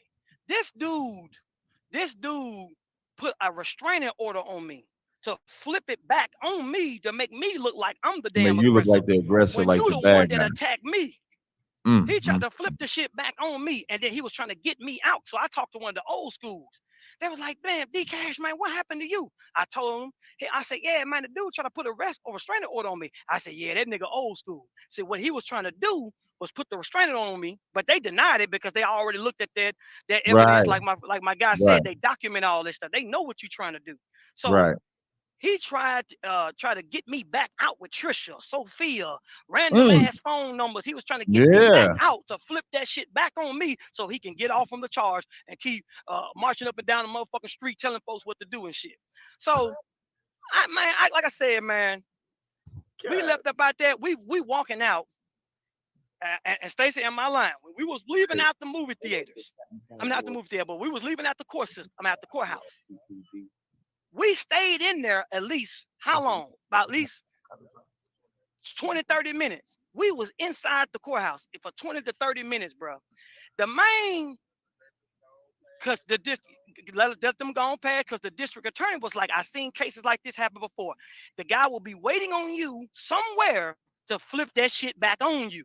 So I'm over like, I said, that man gone. So the sheriff deputy come back and said, he's gone. Bro, we go outside, man. These folks over here still at the damn place. Man, Big Steve and Stacey said, bro, DeAngelis, bro, he's not finna do shit. We here. Damn right. We ain't finna do shit. You see them brothers I was telling you would get? Moses wasn't a brother. Them brothers you got there, those is brothers. Yeah. So, those is brothers. You know, we walking. Soon we start walking. They walking. We stop. They stop. Stacey said, bro, come on, bro. He said, y'all go ahead. I'm going to stay behind. So we walk across the street. We get across the street. This is the last time I saw the man. I hopped in the car. Big Steve hopped in the car. And we pulled out. When we pulled out, all I did, I took one more look at him. I said, damn, I can't believe this happened. I couldn't believe it. I had to go through all that just to get justice. And I looked over there, and he was in Moses' face like this. Just yelling at him. I'm over like, so that let you know he probably was getting on his ass, but you better go back in there and say this, or you fucked up or something like this. Go in there and say the brother didn't call up the court, the case was dismissed, and sweep it up under the rug. That's why I'm saying it's a 50-50 chance, bro. I know you got your thoughts, and I got my thoughts, but this dude is a compulsive liar. He will not tell the truth for shit. He ain't gonna tell the truth. He'll rather go out in the smoke, just like how he did until I spoke. Because I'm over here. What made me go and speak is because I saw a post on Facebook. I deactivated my Facebook page. I went through so much pressure. I was in the house. You say what made you go out and speak. I'm glad you said that. So like when you say what made you go out and speak, what you're speaking in reference to speak publicly about what happened? Yes, sir. Yes, sir. Okay. And like I said, I'm in the house, got a big ass brace on, got the finger thing on. I'm in the house crying. I'm like, just like, Lord, why this happened to me? Why me? Why this dude wanna attack me when he know I'm about peace? But that's the thing. He know I was about peace, and he misused me, and he got me here to get some clout because the dude just got his damn rank back. So what better? I think his wife had just went through some type of surgery or something like that they had said in court. So I'm over here like, I don't know all this. But now I'm starting to put two and two together. But you was on a clout chase. You sought me up, got me up here, used one of my closest friends to get me up here because you was still hanging out with him. Because he used to go over his house and be like, yeah, man, Titus was my scribe, Uriah was my reader. And so he was coming back telling me stuff and telling me, I said, bro, it is not what you think. He was selling me the PS5. I bought the PS5 from him. I said, bro, I'm finna roll out, bro. He was like, bro, come back, bro. You know you are a light to Israel and such, bro. You was the best scribe. I'm like, bro, I don't want to hear none of this shit. All that shit is gaslighting. I ain't doing no but running game. I'm out. So, like I said, I'm going to leave it at that. But I'm going to say one more thing for a brother that was casted out that I know for a fact, because that time that went down, I was there at the school. And like I said, I'm going to say it. I'm going to make it quick. And I'm gonna make it clear. This is not an attack to the body, but I gotta make it plain for the brothers that's thinking about joining these camps. Whatever camp you join, you better make sure your spirit bear witness before you go in there. All I can say is Israel United in Christ is a fictional organization in your mind. It is the only place on the planet where a Black, Hispanic, and Native American have meaning and purpose.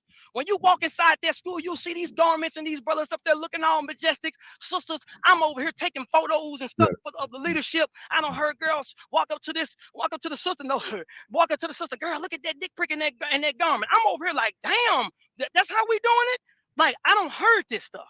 When you give Black and Hispanic people power or status, never having an identity before, that is something they're going to protect with their life and at all costs. And you see the fruits of it right here with this broken finger and this broken arm. And like I said, for those people that come out that organization mentally, spiritually, and emotionally, that they leave up out of there, half of them will be shell-shocked. They'll lose their wits. And I had to make sure I wasn't crazy. Right. When I left up out of there by watching Judah Mack, Masharatia, Romnia, Kabash. So you're saying these brothers that left strengthened you, because what I first want people to hear is he said IUIC is a fictional group. He's right. Fictional in your mind. Right. Right. He's right about that.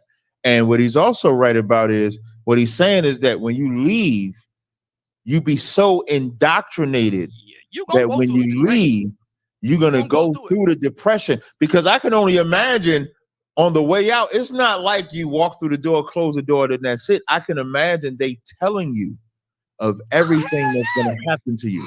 All the destruction. Nobody's going to talk to you no more. You're going to die. You're going to do this. You're going to all that, right? And there's so many, as they would say, it's so many individual lights out here, like this brother right here. This is an individual light. And I met him at Walmart. And he got this man been helping me for the last damn near 6 months. Like, I mean, not 6 months, damn near last year. It's plenty of brothers out here, man. It's plenty. Oh, I don't got nowhere else to go. I don't got nowhere else to do. I don't got nothing else to do. Man, live your life. Live your life and apply the laws of God to it. Oh no, brother, you off. The brother bugged out. See, when people leave up out of it, they be so distressed that they trying to detox and find out what's true and not true. And I had to do that for myself. I had to sit down and go over the stuff and make sure, like, damn, was this right? Like, right. Now you got to question what you was taught because of how you was treated. There you go. So you already know the game, man. Like I said, I definitely do. I'm gonna tell you, like that part where you said you gotta try the spirit. I always tell people try the spirit. We got a school in Memphis, and you can try that school out. I invite you to try that school. I got your number. Like I said, we're gonna stay in communication from this day forward, and you could try that school and see if they are men of the Lord or if there's something else. What I can guarantee you is that we are nothing like IUIC. You would never get harmed, beat, touched, or anything like that. And justice would have prevailed. And let me tell you another thing. If you would have met Patricia and got that box, or Trisha, whatever her name was, you'd have been killed, brother. Ain't no telling if you would have been set up to get killed. Imagine if you say, case dismissed. Imagine if you say, yeah, I want some of that box. And she gonna say, well, meet me on Harmony and Lexington. I'm just naming the street. I don't know the streets, of course. But meet me on this street, and you go on that street, we might not even hear Titus no more. Oh yeah. Who knows what level? If that brother will damn near kill you in a parking lot, his freedom is on the line now. What will a man do to protect his freedom? There you go. So of course, that's why I say 50-50, man. That's why I say 50-50. He's trying to keep. It's just so much. It's like I don't let that stuff go because it'll eat you up. That anger will eat you up. I'm talking. I was at that house when I first left out of IUIC. I was drinking bottle after bottle after bottle after bottle of wine. That's depression. Trying to depression. kill that thought. Trying to kill that damn thought. And then when I reached out to my brothers that I grew up in spirit with, I said, hey, man, I'm out here alone. Like Judah said, man, where the fuck you at? Where you at? I'm out here. They ain't. You gotta come back and apologize. Call me when you ready to repent. Come back in here and apologize and bring back them videos of Hoshai. I said, oh, you talking about the videos that I got when we was out on the road? And I got the camera rolling. He talking shit about everybody that he knew about everybody. I ain't gonna say no names. I'm just gonna say he talking shit about everybody. I got plenty of. I don't got them no more because I deleted because I let that shit go. I let it go. I said, it ain't even worth walking around with that smoke. Like I said, I don't even stay in Memphis no more. I just happen to be, like I said, I'm a truck driver. I'm just happen to be coming through. And I just happen to say, damn, what a coincidence. I guess I pulled back up here where it all went down there. And like I said, they said I had to come back and apologize. I had to bring videos. And the last thing, because I was in the car with Mom Deuce when they was, because I had it on speakerphone. And Mom Deuce was taking me to my truck because my truck was down. I had to put it in the shop. So I'm on the way to the back to the shop. That man said, "Oh yeah, you also got to go see a therapist and bring us a certificate showing us that you completed the course." I said, "Bro, only a licensed doctor can tell me to go see a therapist. So how the hell would I come in there and bring it to dudes that's from the streets that don't know that ain't got no qualification, right? Don't got no." Hey, quick question: has Nate had anything to say about this? Man, I ain't gonna lie to you. Bishop, I'm trying to tell you, I don't think this man is a monster. He ain't gonna tell the truth.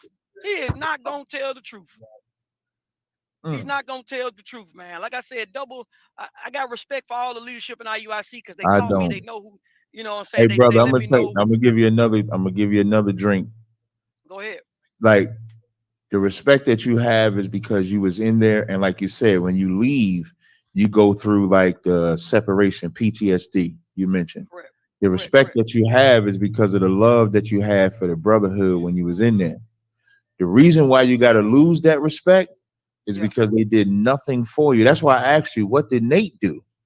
What did Kanai do? I don't know everybody's name. What does Asaph do? What did Yawasai? What did Big Frida, Abiel? Did anybody do anything for you? Man, I'm being real with you, man. They probably don't know because this dude is a outstanding liar. I'll tell you what, tell the truth. We gonna find out, because I doubt that they don't know. I doubt that they don't know, but they know now. And so now we'll see. Now we'll see what they do. Let's see if they come out and say we didn't know, because I'm gonna tell you what you don't realize you're doing unknowingly. You giving them a way out. Like when you say, man, they probably don't know. Let that, like, free yourself even further and just say to yourself, they all knew and they allowed it. And now once you do that, that's the last step in overcoming and surviving IUIC. That's the last step in saying that brother that you met from Walmart that's been rocking with you since that happened, the brother that was in the car with you, that's your family out. Now remember that scripture I gave earlier when it says prove a friend. You've proven who your friends is. And if you didn't know, the Lord showed you who your friends was. The Lord showed you your friends was that brother that you found from Walmart that you called an individualite. That's an Israelite. That brother in the car that broke down why it's going from the from the first floor to the upper floor. What he also showed you is that none of them niggas in IUIC, leadership or otherwise, is your brother out.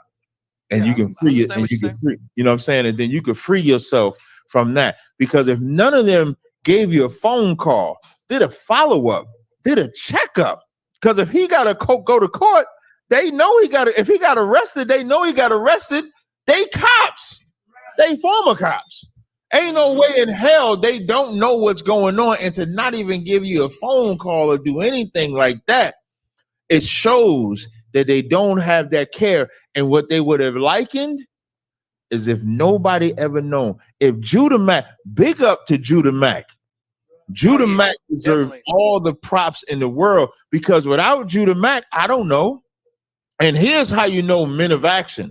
Judah Mack found out, like I was talking to Judah Mack, and he said when you first sent them the message, it went on Facebook, it goes into other, which it does it to me too, where if we don't follow each other, you don't see the message right away. You got to check the other and see it.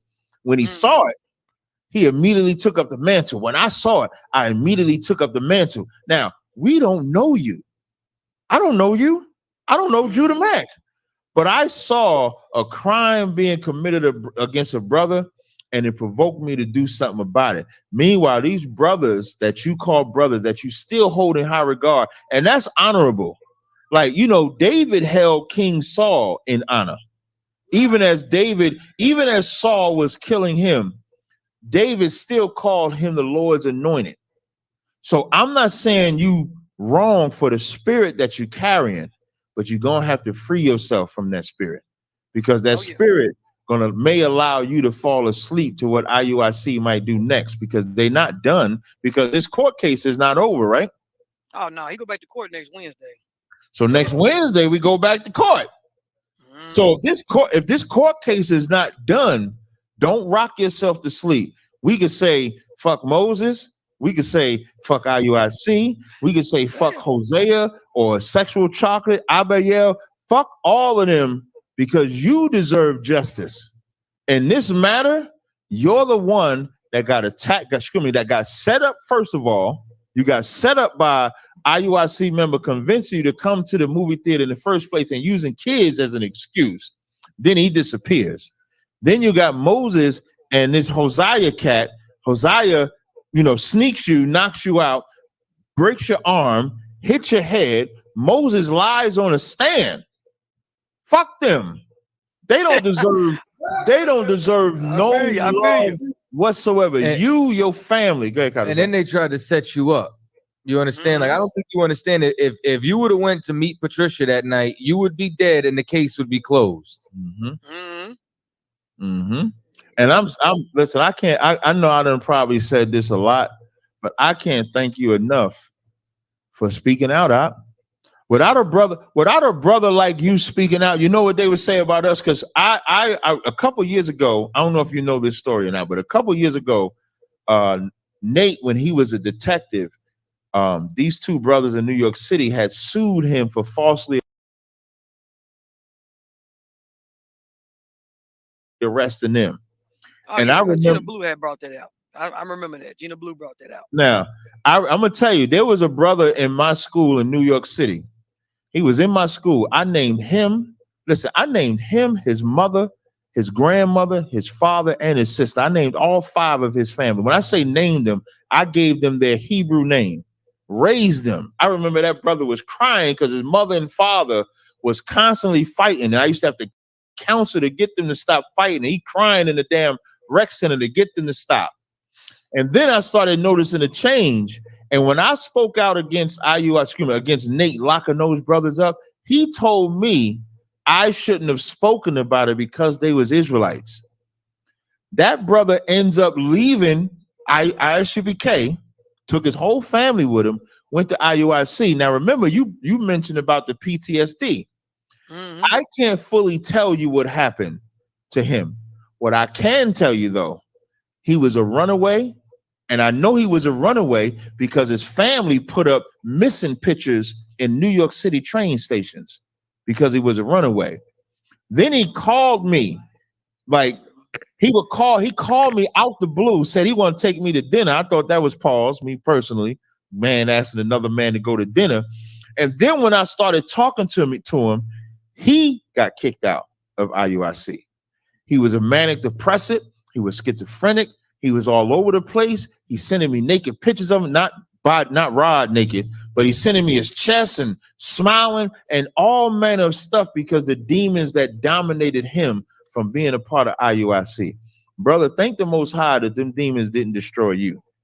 Thank the Most High that you got enough wits, to have enough strength and courage to tell your story. So now when IUIC speaks out against this evil, nobody can any longer say that we're wrong for what Commander General Yohana, General Hyman, and all the generals, captains, and officers have been doing.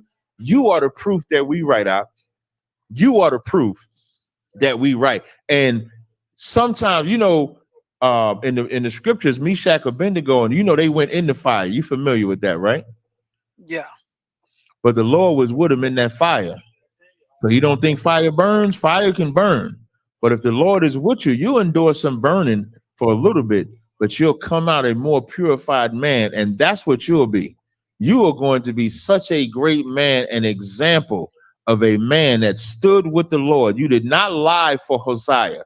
You had to go through some punishment, but that punishment you went through is bringing the destruction of IUIC and everything they stand for, brother. And I just wanted to say that. I don't want to stop you from talking. If you got more you want to bring out, for sure you can. But I definitely wanted to bring that part out. Can you hear me? Mic check. Yeah, I hear you perfectly. That truck Okay. mic don't be playing. Oh yeah, that blue parrot on point always. This thing 2-3 years old. But Good. Okay, I'm man, listening. but yeah, man, I ain't really got too much else to say, man. I just wanted to come over here and I thank you for inviting me to the show and telling my side of the story because, like I said, old boy put a no contact order out. So he didn't want nobody to talk to me or that brother that said, "Oh, you gonna be my eyes and ears." He didn't want nobody to talk to us because he was trying to hide what saying what he did. So, like I said, that's all I got to say, man. I don't brought out every fact. Like I said, it's some more evidence, but the new district attorney told me fall back, don't say nothing No, else. listen, follow that protocol, brother. Follow Yeah. that protocol. Hey, good. Hey, I'm confused about one thing. I was trying to ask you in the beginning. I didn't want to stop you from getting the story out, right? But in the very, very, very beginning, you brought up this woman, right? That all this started over. And then you brought up somebody going through a divorce. What did the divorce have to do with the woman? He was free to go deal with the woman now, and then they found out something about the woman, and that was the issue. Yeah. He had a sister that I guess they would say bugged out. She just didn't agree with the doctrine no more and agree with the lifestyle anymore. That's what I'm gonna say. She didn't agree with the lifestyle no more, so she went back home.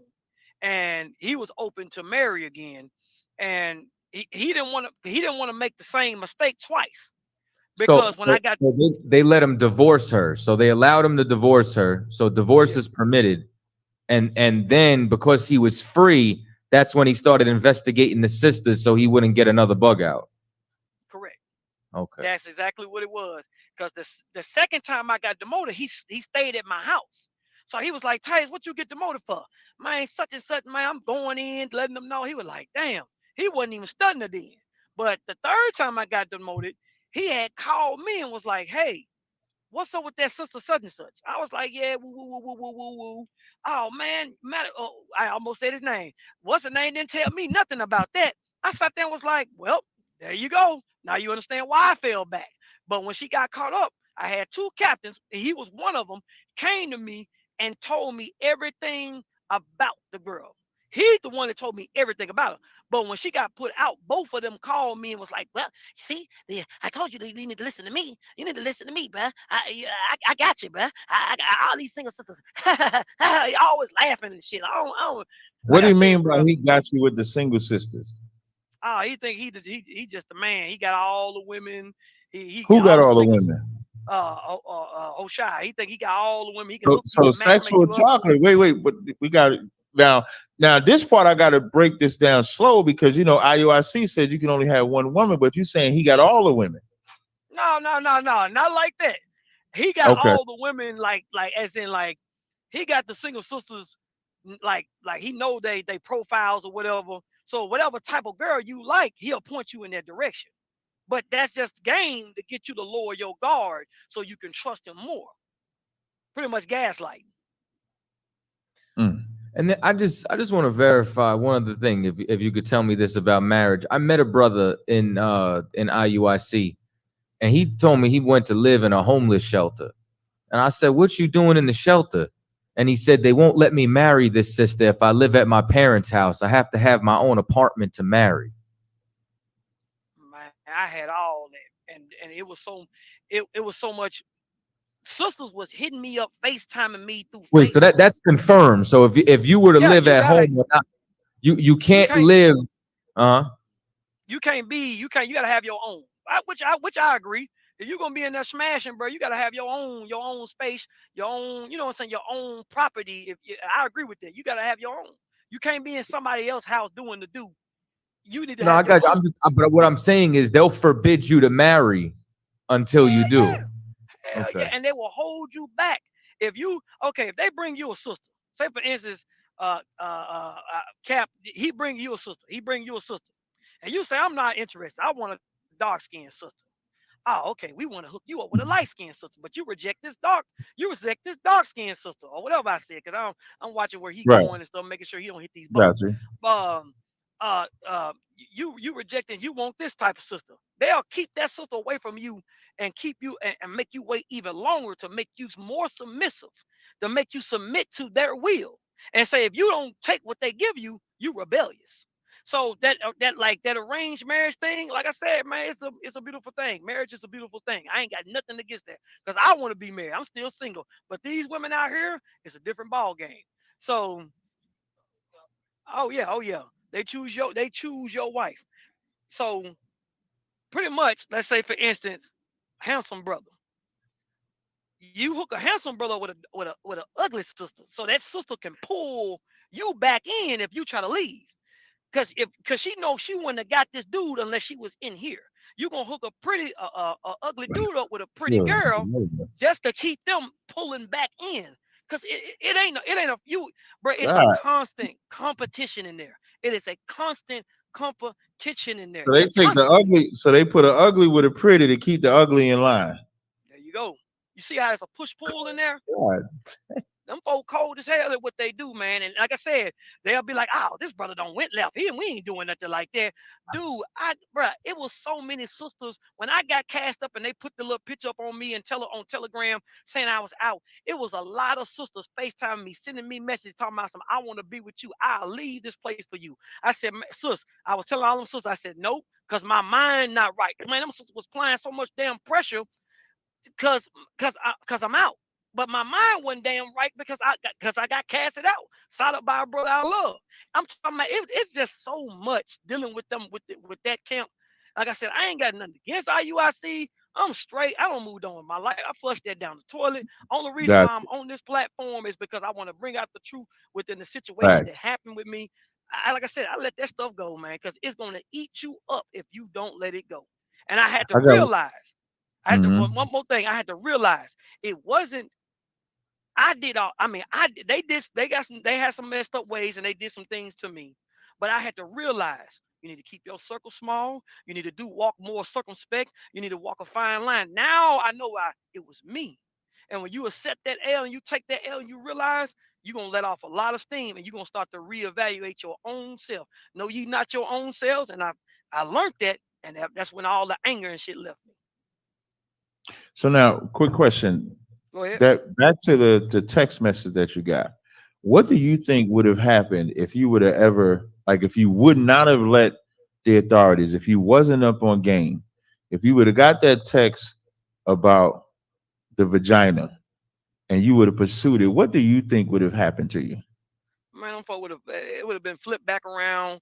Case would have been dismissed. I would have been in the doom. Like I said, when they found them guilty, Why do you think you would have been in the doom? Like, what do you think? Like, what do you think would have happened? I probably would have either got killed, shot up again, hurt even more. Anything could have happened. But he was found guilty. I had $30,000 in doctor bills. He got all them bills now. I got $5,000 in lost wages. I got paid. So I don't want no more money. I don't want no money. Like I said, I know brother was trying to, like cash out. They ain't paid no doctor bills. The Tennessee Treasury paid all the bills because he was found guilty. So I got $30,000 in doctor bills paid. And like I said, I got $5,000 in lost wages paid. I just put that toward the bills that was behind because I was so damn behind because I couldn't get on the road to drive. And then when I finally got on the road to drive, I had so many damn braces on me.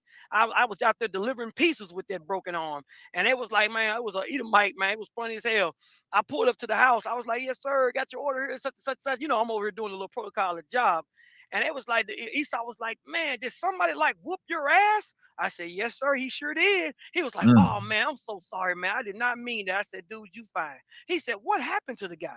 I said, they got him. He said, oh, he was like, that's what I want to hear. I gave him that pizza, got that fat ass tip and got out of there. Now, the one thing I just want to make sure, and again, like I said, I'm going to stay in communication with you till this case is over and even after that. Even though you got the money and stuff like that, mentally, how do you feel, like mentally or even spiritually? That's a good ass question. And I say that because I'm not trying to be rude. That is a good question. Dude, I was so hurt mentally from already being casted out. So I was starting to heal from that and moving on with my life. Credit score rising up, bills catching up. I'm ordering new furniture. Things starting to look good. Then that happened, and then everything just went down like a graph. It just went straight down. And like I said, I was mentally messed up. That's why I deactivated my old page. and just disappeared from life because I needed some damn alone time. I needed some time to heal and reevaluate things. I had to make, because everybody was like, he shot you up, he shot you up, he shot you up, he shot you up. I'm like, no. My mom Deuce was going the hell off on me, man. I'm talking about everything. All praises to the Most High God for my beloved mother. That woman, like the day I came out her womb, that woman would not leave. She called me every day, 3 times a day. When she got off work, when she woke up, and before she went back to work. I'm just checking on you. I'm just checking on you. I love you. I love you. I love you. And then when she found out, when they had to apologize that day, I told her I had to come back and apologize. She just shot off. She said, like I said, she told me these exact words. You ain't going to be the first and you ain't going to be the last to come up out of there. What done happened to you done happen to a lot of people. You need to charge it to the game and keep it moving. And that's what I did. Well, brother, I listen, I can't speak enough how I applaud you to have the strength to come on this platform. Trust me, because with the ordeal that you went through, a lot of brothers and sisters that would have went through an ordeal would not trust another Israelite. So I appreciate you even trusting me enough to come on this stage, believing that I will give you the platform and the light to tell the actual story, the events that happened, give a rundown so this can go up in infamy, so that, and make sure this gets downloaded in case this gets flagged. You heard me, Tazaryach? Ashar? Text Karab, and he has access to my account to download it. Make sure this gets done, because I never want this. This will go up in infamy, brother. And you are the reason, if anybody ever wanted to know why Commander Jenny Hanna and IUIC stands on IUIC's neck the way that we do, is because this brother's story is everybody's story. When Nate was a cop, it was the same thing. It wasn't no different than when he was a cop, when he was retired, or anything like that. Judah Mack is another example. When you watch that video he gave, and these are all the things that come out of there. It's one thing, let me tell you, it's one thing to have an organization, or whether you want to call it the body, whatever you want to call it. It's one thing to have disorder in it, meaning you have issues amongst brothers, issues amongst sisters. That's going to happen. Every society has issues that got to be resolved. It's another where the head of that so-called organization, the head of what you call in the body, is corrupt. Because if the head is sick, the whole body is sick. Is that not what the scriptures say? If the head is messed up, how can the toe get healed if the brain is messed up? How can the arm get healed if the heart is messed up? If the body is sick, if the head is sick, if whoever's in charge is sick, the whole body is sick. And that's IUIC. The head is sick.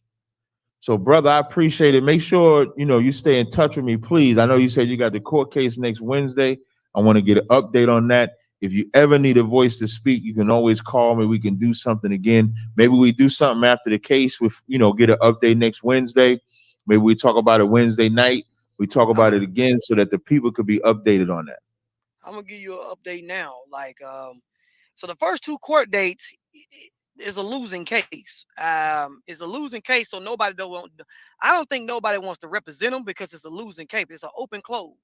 So the first 2 times, you already know. If all my jailhouse judges out there, you're going to get 3 times to come in there with an attorney. If you don't come in there with that with an attorney that 3rd time, which is next Wednesday, they're gonna give you that penitentiary deliverer, that public defender. And if he get that, he already know his ass. Yes, sir. Deliverer. Good Lord. And if he don't got no attorney next Wednesday, he doomed. So is he still a member of IUIC? Man, still out there doing weddings and some more shit. You say he doing what? He marrying me? Yeah. Say that's how, and brother, that's how you know he's still active. Yeah. So, brother, that's how you know that they know and don't care. He's still active. Man, that is crazy, brother. Listen, man, I appreciate y'all. You know why they keep him? Because he know their secret. Because he know too much. When you know, listen, when you know. When you know, like when you know some things and can tell some things, that's probably why he's as bold as he is. If y'all don't do this for me, I'ma tell. If you don't do this, I'ma tell. This brother here, This brother Titus, man, put him in the record books. This brother stood on truth when it cost him damn near his life. The scriptures say, strive for the truth until death. And this brother strove. All he thinking he doing is going to a movie theater to link up. When he see the cat, he trying to have a cordial conversation. The cat come on some rah-rah. The cat flashed the gun. The cat gets him out the car. The cat busts him upside the head, break his bones. Like, where was the fucking mercy? There is no mercy in IUIC. There was no mercy given that brother. Period. One last question. Did they have any camera evidence? Because you mentioned the cameras. Was there any camera evidence? You already know the answer to that. I told you both. He looked, that boy looked right at the damn camera. Right. That's why I made sure to ask. I wanted to ask earlier, but I said, let me ask now. That's all I got to say. That's all I got to say. He looked right at it. So I ain't got nothing else to say. You already know how this gonna end. I just want to see how it's gonna be played and what's gonna happen, how they gonna come back at this, how you gonna jump ahead of this. I want to know, because like I said, I don't, to be honest with y'all, I know everybody probably saying, oh, he got the Stockholm syndrome or whatever the case may be. Oh, he still love the body. I just got respect for people that I grew up in spirit with, and I'm not here for no strife and no beef or nothing like that. I'm just saying. Let me tell you something. No problem. I'll tell you something, brother. You ain't the way you feel. Don't fret the way you feel, because you a brother that was in it. The brothers that surround you, they'll help you never to get taken advantage of again. I'll help you never to be taken advantage of again. You understand? So, brother, you just stay strong in this truth. I'm gonna follow up with you next week. You said next Wednesday is the date. I'm gonna be calling you after that date to see what the update is, brother. We appreciate you joining this show. Is there anything else you want to say in closing? Man, hold on. Let me get over here to the light. My Stacy done came home too late, y'all. So if y'all hear some ruckus in the background, he up in there arguing. All I got to say is shout out to Judah Mac, shout out to all the brothers that left and made the videos and gave brothers a light, like this bright light behind me, to show that people not crazy. Shout out to everybody, man. Shout out to all Israel. Most High in Christ bless you. Whatever camp you in, if you're an individual life, man, I just hope peace and blessings to you, man. Live your life and apply the God laws of God to it. That's all I can say, man.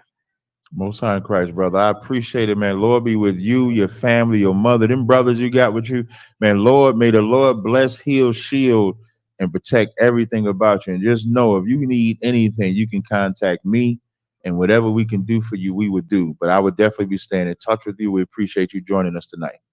All right, shalom. Most High in Christ. Hey, shalom, brother. All right. All right. You can take him out. Let me tell you something, man. I don't even know what to say after that. It was so much, damn near, like, it be sometimes when we be saying stuff about what go on in like IUIC specifically. I'm only going to talk about them. Sakari is IUIC too. I don't know if y'all know that. I love purple. I ain't got no problem. Repent. They're my brothers. This is why I call them Glorilla Shebrew. We gonna see if they got what type of spirit. And this for all you funky ass Israelites. Wait, hold on. Let me get this word. I'm gonna try to find this word. This for all you funky ass Israelites. And what I mean by you funky ass Israelites, I remember when General Hyman gave a hypothetical, which was a righteous counsel on the Will Smith and Chris Rock thing. And all you funky ass, let me get the right word. All you wassa-doodle ass Israelites had something to say out of your fucking mouth. Out of your fucking mouth, you had something to say. I hope y'all have the same energy for what happened in real life. This is not a hypothetical. This is not a hypothesis. This brother was damn near killed, left for dead by a brother that he's still calling a brother. The brother damn near was left for dead, and he's still calling Moses a brother, even though he lied on him in court.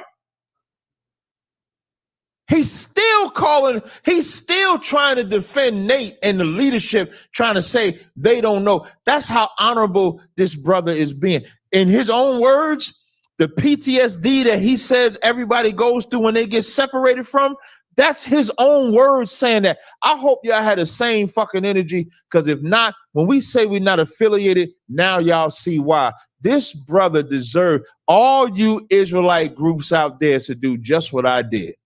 Y'all should contact that brother and let him tell a story on your platform.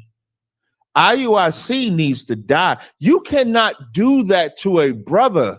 Here's where IUIC would not be at fault. I'm going to tell you how IUIC could not be at fault. If they would have kicked that nigga out, if they would have paid all that brother's bills, if they would have resurrected him, if they would have brought him back to health, you know what IUIC would have been able to say? They would have been able to say he was wrong. Sexual chocolate was wrong.